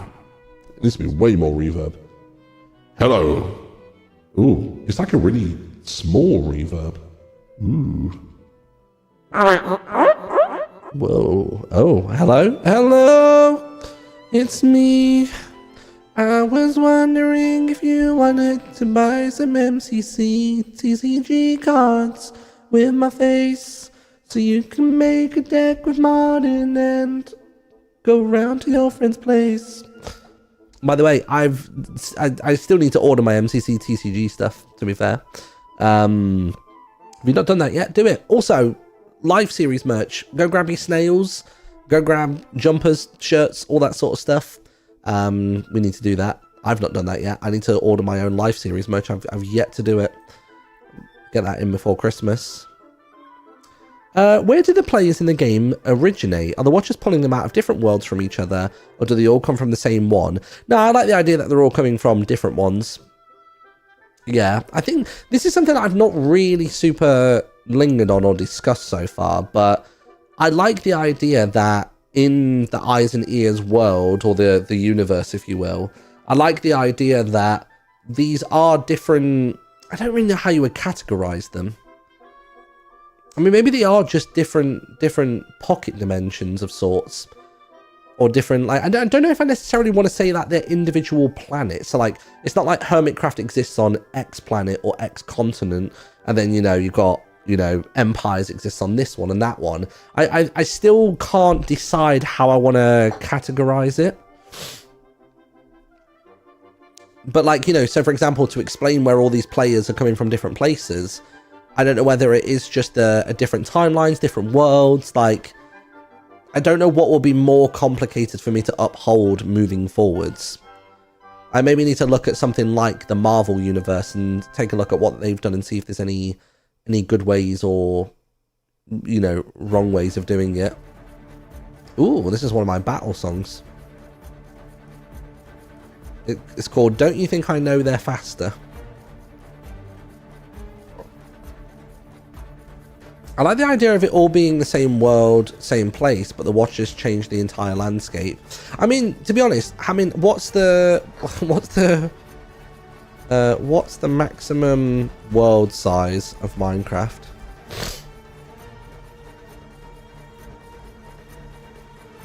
Um, 30 million blocks is the horizontal limit. Like, it's that thing I've never really decided, and it's probably not worth me doing it because it might just be too tricky to keep on top of. But yeah, it's something that I've thought about a lot, and I still don't quite know the most elegant solution to it. Are they all just on one ginormous plane? Or Cheers, love. The money is in. are they in different timelines? Like, I've not read enough fiction, and I've not watched enough TV or movies to really have a strong preference on what I think works for that. You know what I mean? Maybe all things take in one planet but different areas. Yeah, but then you have to contend with the idea of things like, you know, False being in both Empires and in... Is it False is in both? Or is it Gem? Like, there are people that were in both Hermits and Empires and stuff like that, you know what I mean? So it's one of those tricky situations.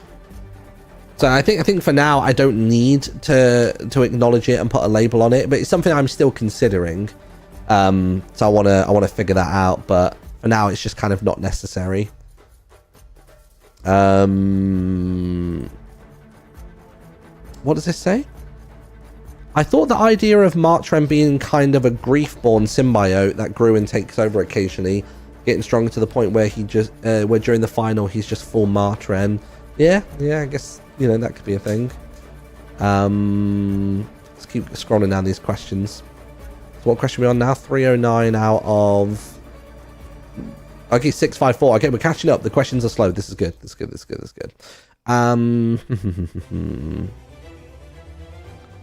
see. There's a lot of stuff about Grian being more Watcher-like this season. That question's come up a lot. I feel like we've addressed that pretty well, haven't we?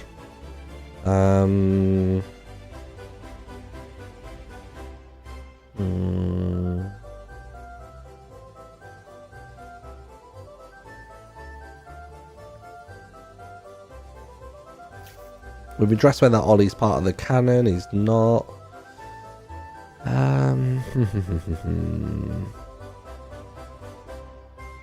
So I have a silly question.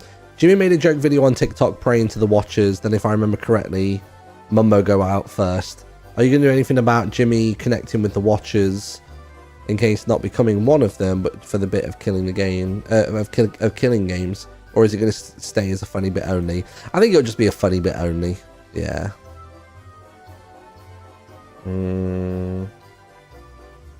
If Martin is not a listener, how come the Watcher said you were always more of a listener during the last life lore?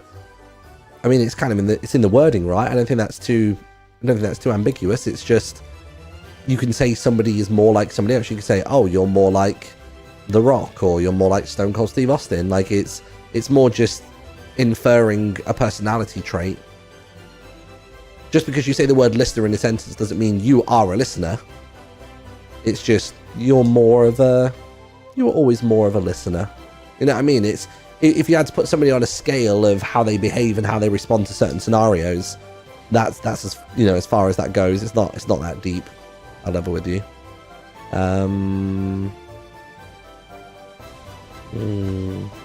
What is the relationship of the Council and the Watchers? Is the Council above the Watchers, listeners, and other celestial bodies, and Grian? Now, I can't remember what we've said about the Council. Let me see if I can find the word Council in this list. There's mention of Council in the lore. Oh no, that's this spreadsheet, so that's not the right one. Docs.google.com. I can't remember what we've actually said about it. I'm not seeing a document here either. If I remember correctly, you said the two Watchers are on the same level as the Council. Yeah, I think if I remember correctly, because I've not really fleshed out the idea of the Council too much, but my thinking was that I can't remember what it was. I can't remember if I felt that the Watchers 1 and 2 were on the Council and that Grian was brought up, but he's not on it. I think for sure, Watcher 1 and 2 are above Grian in terms of capability and strength and power. But I can't remember whether Watcher 1 and 2 are part of the Council. Because there's 8 on the Council. 8? Yeah, there's 8 seats on the Council. And I feel like it was, I'm pretty certain that they occupy 2 seats on that Council. So yeah, I think there's 8 on the Council. Have I not said that before? Shit. Yeah. Yeah. So there's 8 on the Council. It's big Council. It's because there's a lot to govern, if you will. I guess I'll add that into the spreadsheet. The Council has 8 seats. Watcher 1 and 2. 2 are on it. Grian is not. Bam. Cool. Alright. So we got that one. Moving swiftly on. Let's see.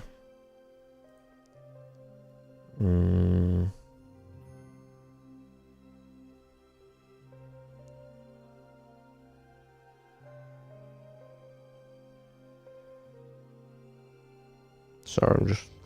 I always apologize. It's because I'm very aware if I just sit here and stare, people are going to think like, is he done streaming? It's like, no, I'm present. I'm just really trying to read all these questions. I just sort of scan each line and just try and see if there's any words in there that jump out at me. Were the writings in the books in Secret Life in the common Minecraft language / English, or was it in Galactic?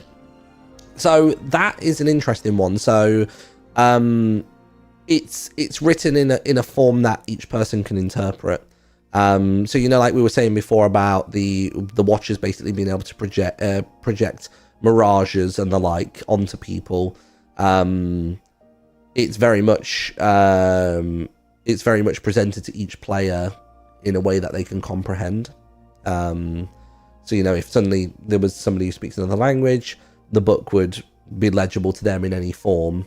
I would imagine that they have their own scripture, which you would find in the tome that the Council, like basically the sort of visual that I always have of the Council is that it's very much like a semicircle table, not an entire circle, just mostly a circle. Like we're talking like kind of like a 3/4 thing, and in the center of it there is a tome in the middle.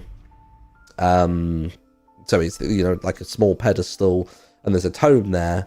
But what the tome contains is unknown to us, the audience, at this time. Kind of like the Arcane Council table. Let me have a look. Arcane Council table. Yeah, I tell you what, not worlds away from that. Yeah, that's a rough vibe. That's the rough vibe. I always imagine it in like it's a lot more fragmented. It's very old. It's very apparent that this almost kind of like old kind of, what's the word? Is that the right word? No, archipelago is not the word I'm thinking of. It's not even necessarily a Colosseum.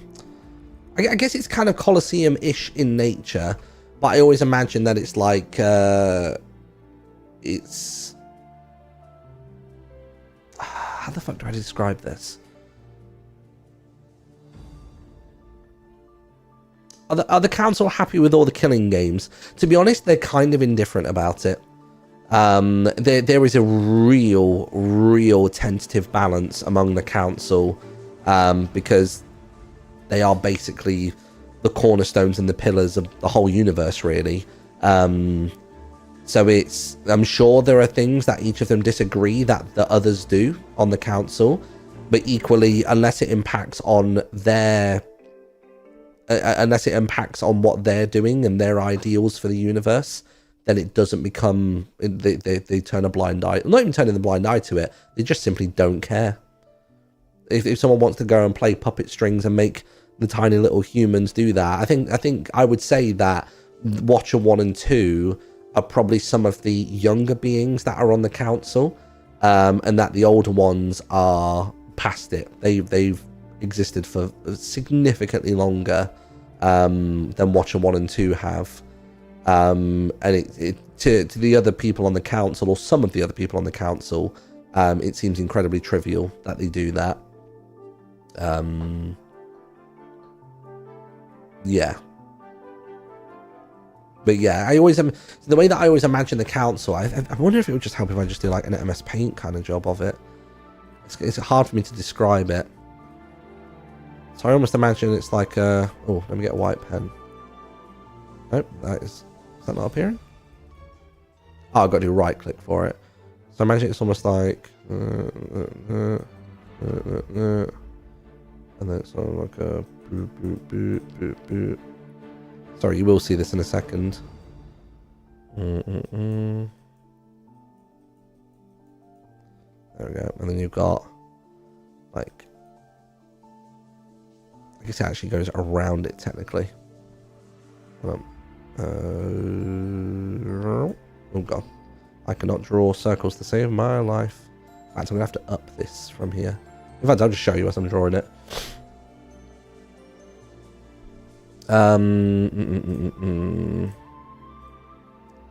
So it's like, I imagine it like this.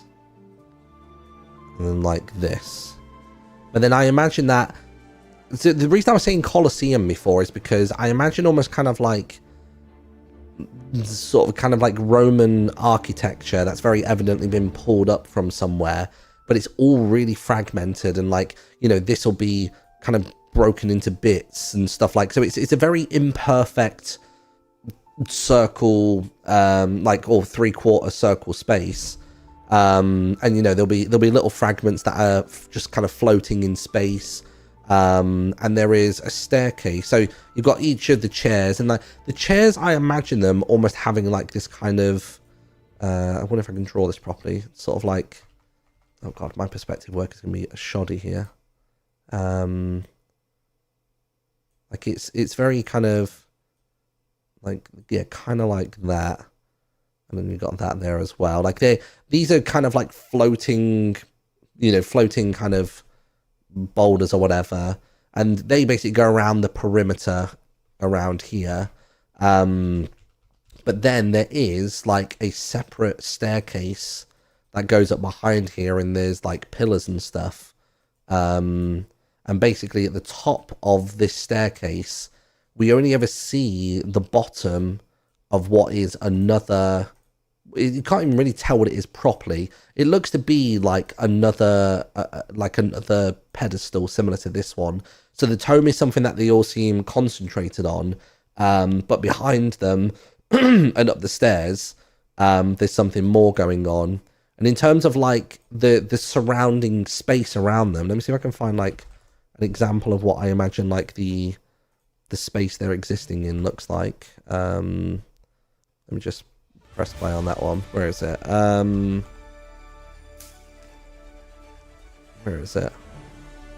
It's not even necessarily as aggressive as this. I guess it's almost a bit like this. I would say it's much more devoid of light. It's this kind of vibe. So we're talking these kinds of colors. So yeah, basically imagine this, but a lot less saturation, quite minimalist in what it's got, not nearly as many stars. This is really in a remote part of I guess just existence, if you will. And yeah, it's a very deep void. And then what's interesting is basically on this table, I always imagine, so just for context, Watcher 1 and 2, they sit on this far right hand side over here. So you got kind of like 1, 2, 3, 3, 4. Oh no, got probably a bit more separated than that. So Watcher 2, 3, 4, 5, 6, 7, 8 going around. And in front of them over here, they've got basically, as much as this table is really fragmented, it's evident that it's part of a giant like semicircle, but there's breakages between each thing. So it's almost as though they've each individually got their own table, but it's apparent that it's part of one whole structure, if that makes sense. And in front of each person, so not on their chair, only on the desk in front of them, each one of them has like a engraved or embossed. There's like an engraved thing in the table, like a symbol representative of them. So like, you know, the watchers over here, I don't know if it's necessarily an eye symbol or whether it'd actually be more, you know, this symbol here, you know what I mean? But basically that is like there, and it glows with the color. It glows with the color, you know, purple sort of thing. And somebody was asking how important the tomes are. To the council, the tome is of the utmost importance. But realistically, what's up here, way more important. But it's almost an unspoken thing. And that's all I'll say for now. It's what's up there is significantly more important, but I don't think they quite understand that. And that's all I'll say for now, basically. So yeah, there you go. God, that was more council revelations than I anticipated. But I've had these kind of like ideas and mental images and the structure of it. Like, I guess the reason I was saying Colosseum before for this thing is I almost imagine that this was a Colosseum and they've broken it into pieces. You know what I mean? So it has a flat top here, and then you can see the very apparent, like, you know, rows of seating that go down to here. So to give you a sense of, like, you know, we don't have to worry about scale here. It's like they've taken a Colosseum and fucking they are ginormous compared to it, sort of thing. So there you go. Oh gosh.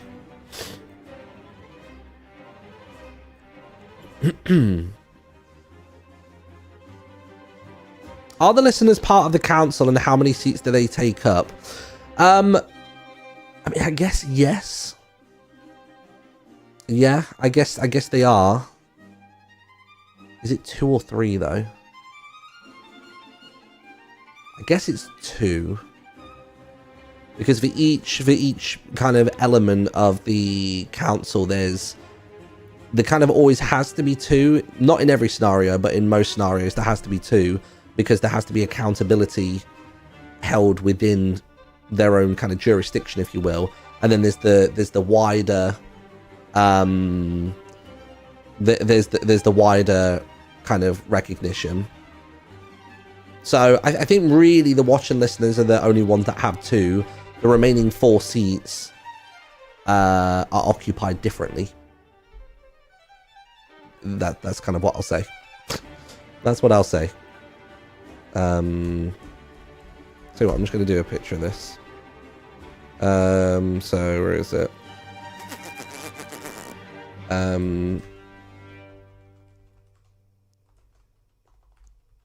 Second.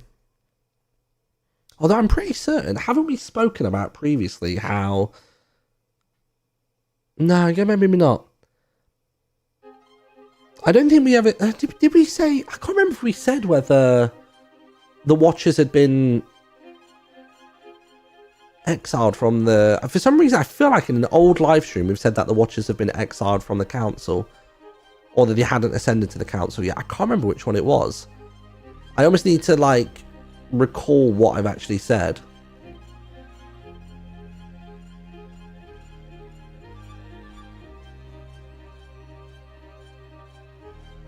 We did say they were exiled, did we? Yeah, that's the thing. I want to say that I did say that.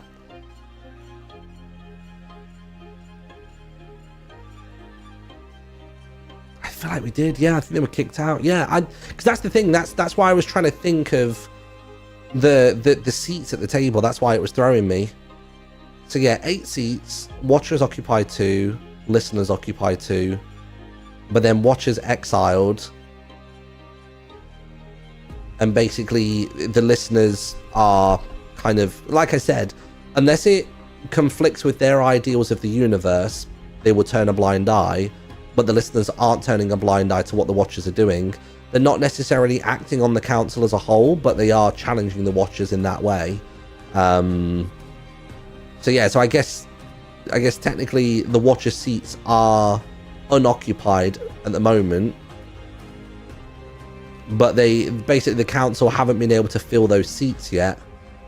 And I don't know whether that is because they don't have people who are ready to fill it, or whether we want to say it's because for some reason they can't replace the seats.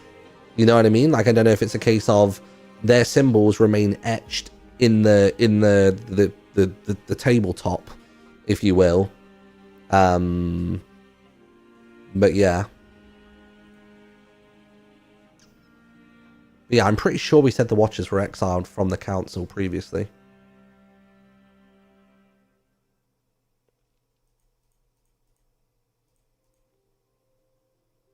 I need to know the official titles of those who sit on the council. What are their responsibilities? How do they hold power? Stuff like that. I'll be honest, I haven't fleshed all of it out. I'm a level with you. I've not fleshed all of it out.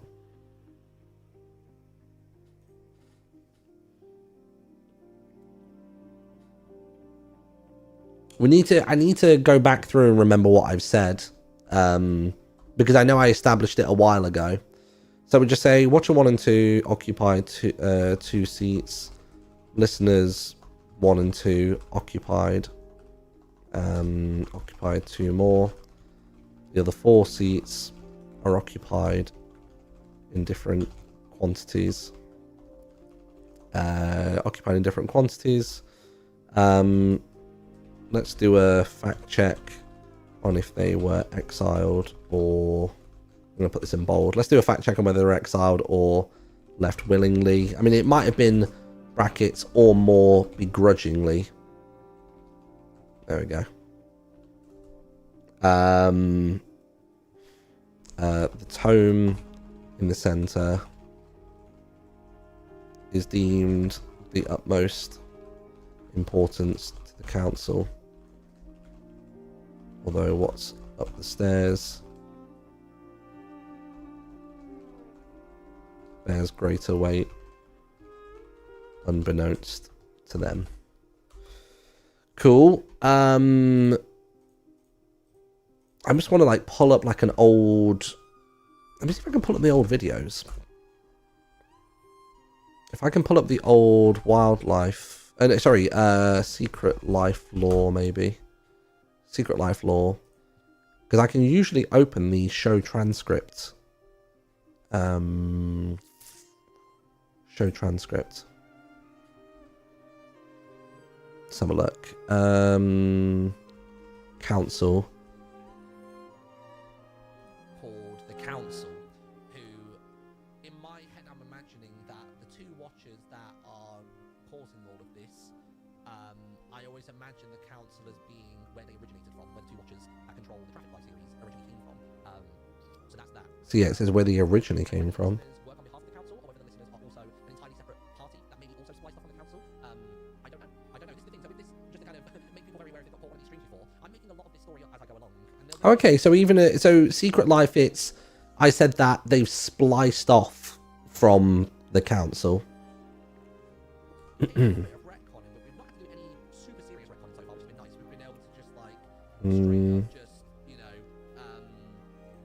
up just make everything fit. And I think again, similar to my VTuber lore, which is connected to all of this, but we still don't know quite how. Still trying to just look through. Basically what I'm doing is I've got the transcript up of the video and I'm just sort of like using Control F to like search. The council with the two watchers either side of it, and then the reason this got pushed together is because the two watchers got pushed out of it, and then this looks like this. Yeah. I mean, what do you refer? Do you refer the idea that this is the logo of the council? But then that would mean that the council would be immediately involved, and I don't think I want the council worked into the story just yet. They're still very much a concept. True. I think I like the one where it just sort of it's a representation of the watchers being pincered.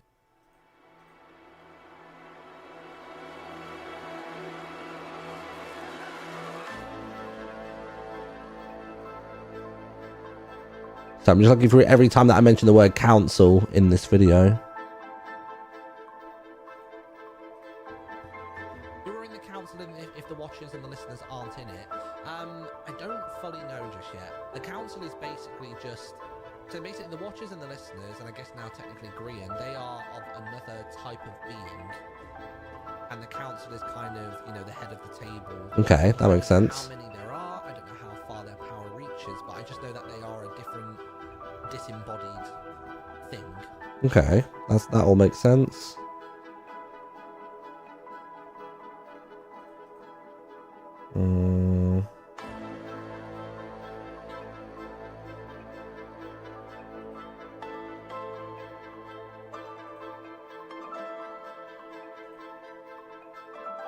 Ah, here we go.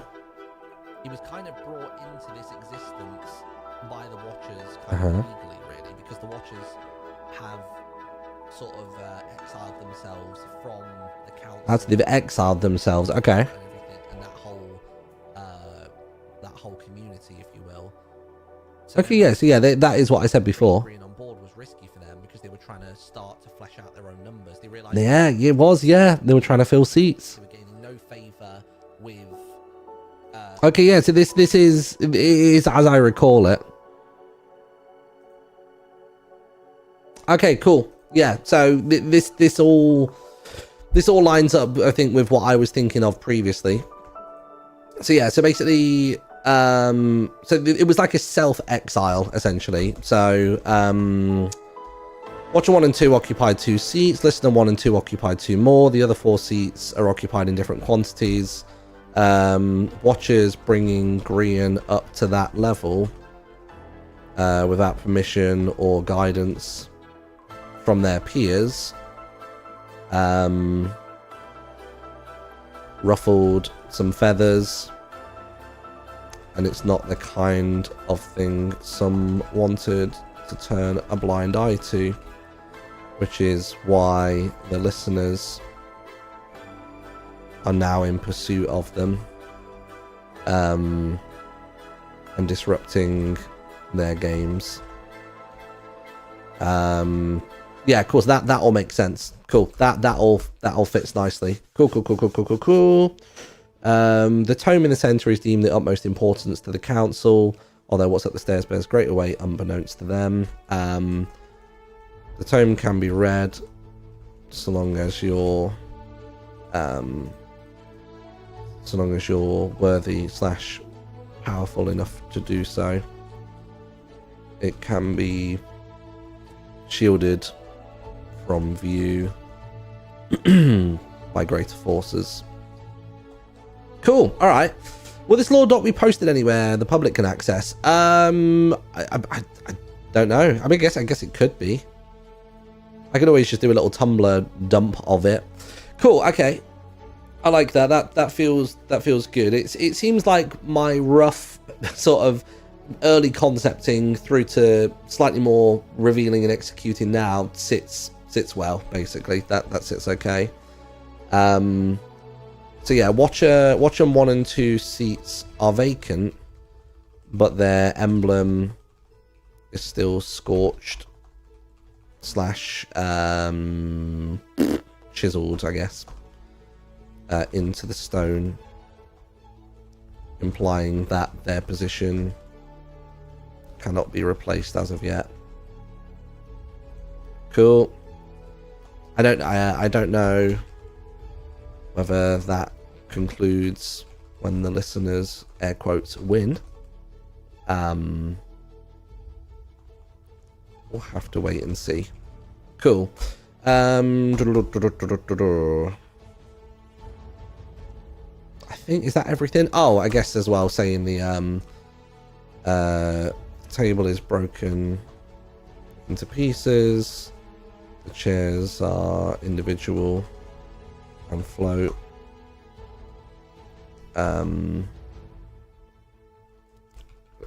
Deep void space. A lack of stars.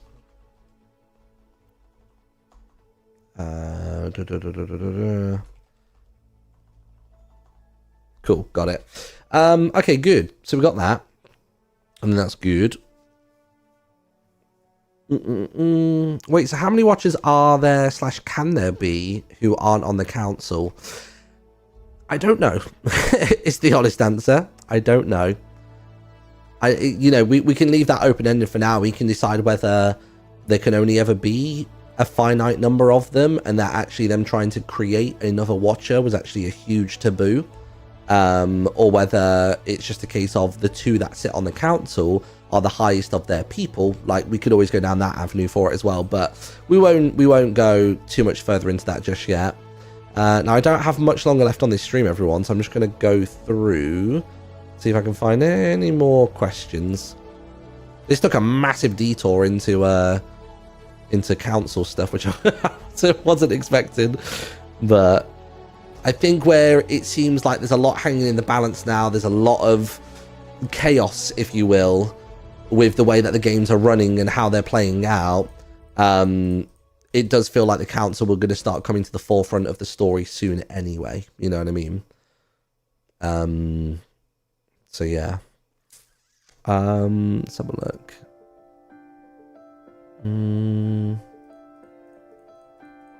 Do you have a lore reason as to why players were introduced in later seasons like Gem?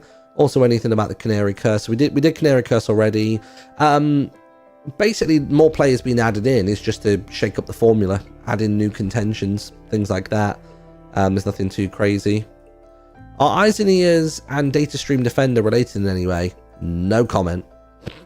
No comment. We've read that one already. I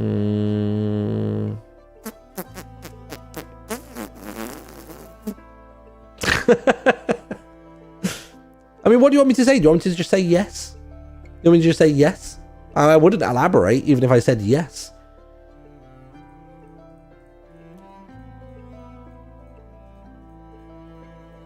Forever dodging the question. F.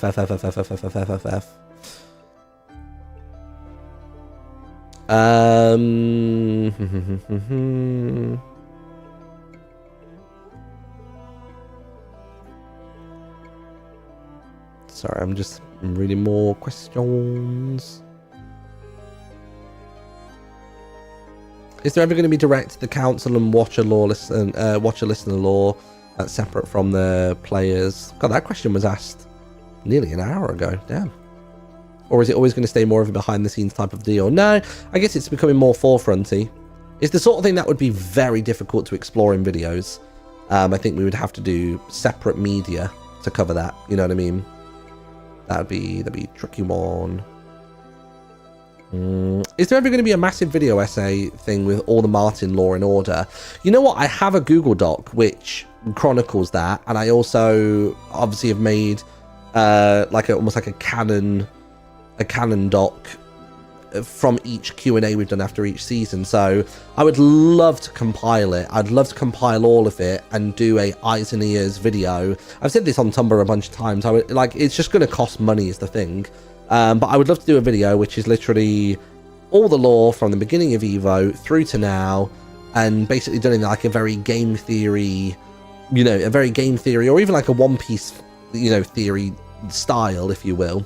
Like I want it to be like a game theory or Grand Line review level of video, is the thing. Oh, excuse me. So I'm just scrolling through the remaining questions. Do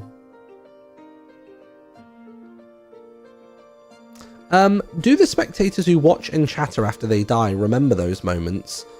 / are actually ghosting around, or they die and fully removed instantly? No, they remember parts of it, yeah, for sure. Because you'll find in more recent seasons that they will back reference moments after their departure in, say, like Last Life or something like that, for sure.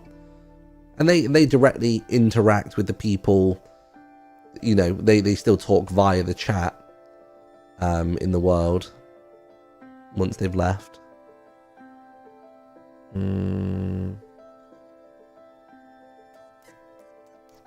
This is another one. Eyes and ears, VTuber lore, question mark.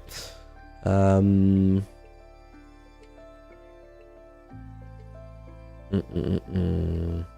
there's people asking about the council now.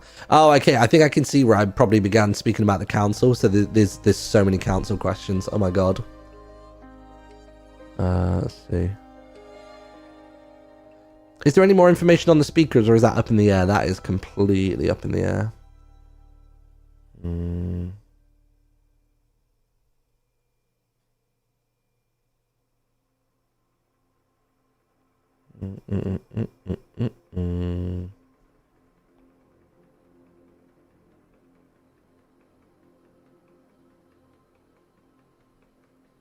Oh, that's it. I've reached the end of the questions.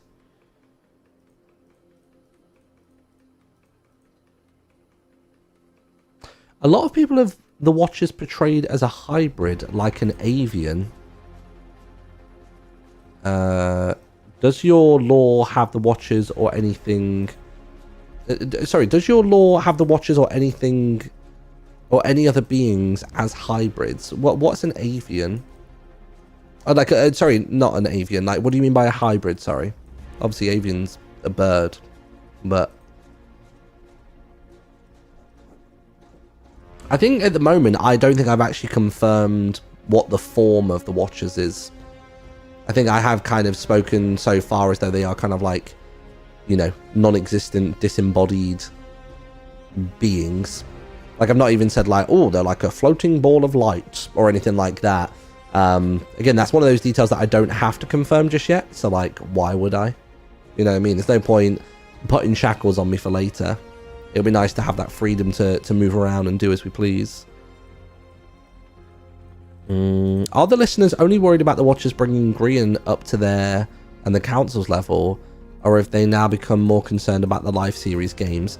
I think that the listeners have been tasked with pursuing the Watchers, and the listeners felt compelled to because of the Grian situation, but also the rest of the council have kind of taken note of it and they've given it a degree of attention, because there is the worry from the rest of the council that it's almost kind of breaking the fourth wall a bit too much for, or not breaking the fourth wall, but it's giving a greater level of knowledge and understanding to the players than they need, and they worry about if that will become almost like a bit like a research and curiosity and like a singularity, if you will, of is their position threatened if, you know, regular mortals become aware of the games and what powers are out there, and will they try pursuing it?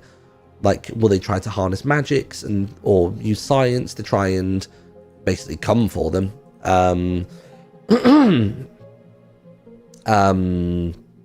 So yeah, so I think it's the listeners have felt compelled to be more direct about it and to try and stop them, but the rest of the council have also kind of given them the nod. You know what I mean?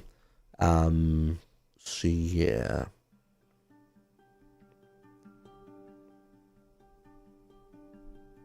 Where/how does Grian feed on emotions? So Grian does it in a very neutral way. Grian takes a little bit of each emotion and feeds regularly, as the Watchers did for some time. But obviously Grian's sort of fallout and discretion is that he doesn't like how the Watchers do it, where they try to cause as much pain, suffering, angst, anguish, all those sorts of things. Because yes, they might be slightly more fulfilling as a thing, but the Watchers are going more like, not even necessarily quality over quantity. They're going for instant gratification over sensible. And again, it's that kind of thing of, I think there is that element where Grian kind of understood that if you're doing the dramatic one all the time, one, not great for the mortals, but two, also it's the same kind of worry, I guess. Grian doesn't fully understand the scope of everything, but he does sort of know that if you go too hard in one direction, there has to be a balance. And if there's not, that balance can tip and it can cause everything to fall apart. And I think Grian, with his limited knowledge, and he's new to this level of, you know, kind of existence, he knows it's not good what they're doing. He sort of was taught the ways of doing it normally, feeding equally on all emotion types. And when he saw them going a bit out of control, one, it just generally made him uncomfortable, but two, he could see that it ran the risk, similar to what the council are worried about, of, you know, blowing the cover on everything. So yeah. If there was thousands of games we haven't seen, does that mean everyone has thousands of fragments? Or is it like different? I have thought about this, and I feel as though it's more a case of any games that they retain memories from leave fragments. You know what I mean? I think that's the cleanest and easiest way to sort of discern that. So they are playing lots of these games, their memories and emotions are wiped, and then they come back in, and it's only the ones that are left. Because you can only have scars from memories, you know what I mean? There'll be a fatigue that comes with playing those games, and this, that, and the other, but only the lasting scars are only for games that they're allowed to remember. And I don't really know why or how they decide which ones they're going to allow them to remember. I think a lot of it is a lot of reverse psychology. A lot of times they want them to remember certain moments because those moments have really pissed them off, or they've hurt them and stuff like that, and they want those things to carry through for future mistrust and future, you know, caution with other players in the future. It's a real weaving of the web to mess with them. The cover of the council might be closer to being blown than ever. The players are seeing trying to kill Grian, knowing that he's a game master. Would that have some consequences later? Yeah. I mean, I don't know how much the players would gain from killing Grian in that regard. But there is, like I said, I think if there is that thought of why are we here? Like I mentioned, they don't question why they're there, but if they were to, and there was enough volume of that, could it cause something? I talk about how the Watchers have to focus and concentrate in order to uphold this domain and to uphold the games. But if the players were to do the same in return, could that be a game changer? Could there be a self-liberation that would happen? I don't know. Maybe no. Yeah, like a mind versus mind thing. Yeah. It would have to happen on a significantly larger scale, don't get me wrong. It couldn't just be like the 18 people that are in this server. it would have to be mind versus mind, but it'd have to be two versus the many. But when you have the entire universe to contend with, if you had all of reality versus the two of you, doesn't matter how omnipotent you are and how powerful you are, it could be enough. Which is why this whole breaking the, not fourth wall, but granting this knowledge could be really dangerous. So it's we're at a real like tipping point currently. But it does seem as that the council feel as though the listeners alone can deal with the watchers. Because like I mentioned, the watchers are newer to the council. The listeners are kind of like mid-range in terms of age. So you've got kind of watchers, age is the youngest. Listeners are slightly, well, I say slightly, we're talking vast amounts of time, but they're considered to be older. And then further up, you've got the others, as we'll call them for now. Do the watchers starve if they don't feed? They do. They do. It's a necessity. Everything needs to eat to live. It's just about what that nutrition is and where it comes from differs based on existence. So yeah.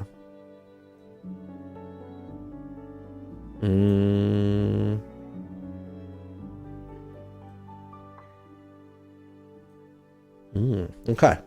I think we are done. I think we are done. Thank you very much for watching, everybody. This went full council at the end, which is kind of cool, honestly. It's a concept that I've had lay dormant for a while. I've had some like kind of ideas of how it looks and how it forms and what it means for the wider storytelling. And it's just kind of cool to put it out there. You know what I mean? Like it's storytelling that I won't get to do via the videos. We can maybe do it via another medium, but even then, I don't know how feasible that is. But yeah, thanks for sitting and writing with me. This is the thing, right? I feel like I can write this stuff off the top of my head and with you guys with ease.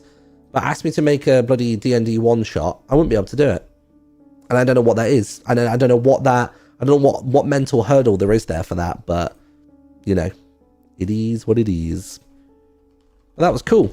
As always, best way if you want to talk about any of this is to go onto Tumblr, and we have some hashtags on there. We have got the eyes and ears hashtag. So if you want to discuss this AU specifically, then eyes and ears is the hashtag that you want to use. Obviously, it's eyes for the watchers, ears for the listeners. So yeah, you can do hashtag eyes and ears, and then I would recommend not putting traffic blur on stuff, only because people get upset in traffic blur sometimes when my AU gets mixed in with the other stuff, because it's people then accuse me of trying to decide what's canon. It's like, no, like I very much labeled this as an AU from the get-go. So yeah, basically, if you can just only put that one, and then feel free to send me a message as well. Send me an inbox if you've got any questions about it, or any ideas or theories or whatever. Ping them my way. Like, I love just answering random questions relating to all of this. It's fun. It's kind of, I think that's what it is. I think it's with this story, I've been able to chip away at it and concept it slowly but surely, block by block, brick by brick, over the course of, you know, a couple of years. It's very low commitment, but it's quite nice seeing it all embellish and flesh out and stuff. So yeah, any more questions and thoughts, bang them in there. And let's go raid somebody. And also, Merry Christmas, everyone. This is my last live stream. I won't be live tomorrow.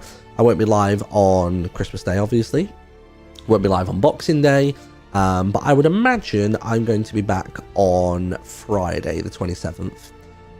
So have a great Christmas period.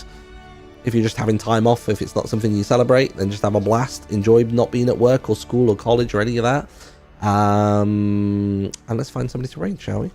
Let's see. Are any of my law friends online? Directory following. Let's see who's live. Let's see.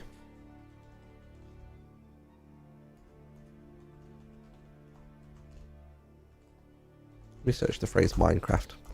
Minecrafters love a bit of lore. Who's live right now?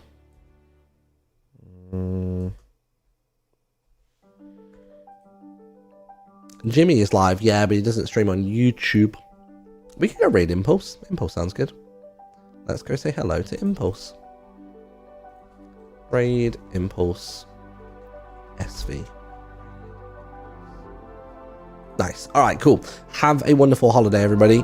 I'll see you all in a couple of days. Just for context, by the way, my like I mentioned, the graphics card is not working on my new computer, so I will probably need to swap back to my old PC, which might be a little bit of teething pains again. But I think the plan is they're going to come and deliver a new card as well as take away this one on the 30th. At least I hope they're going to give me the new one on the 30th. I'll have to double check with them. But yeah, I think the plan is they're going to bring me that on the 30th. And then hopefully from there, we'll have a working PC.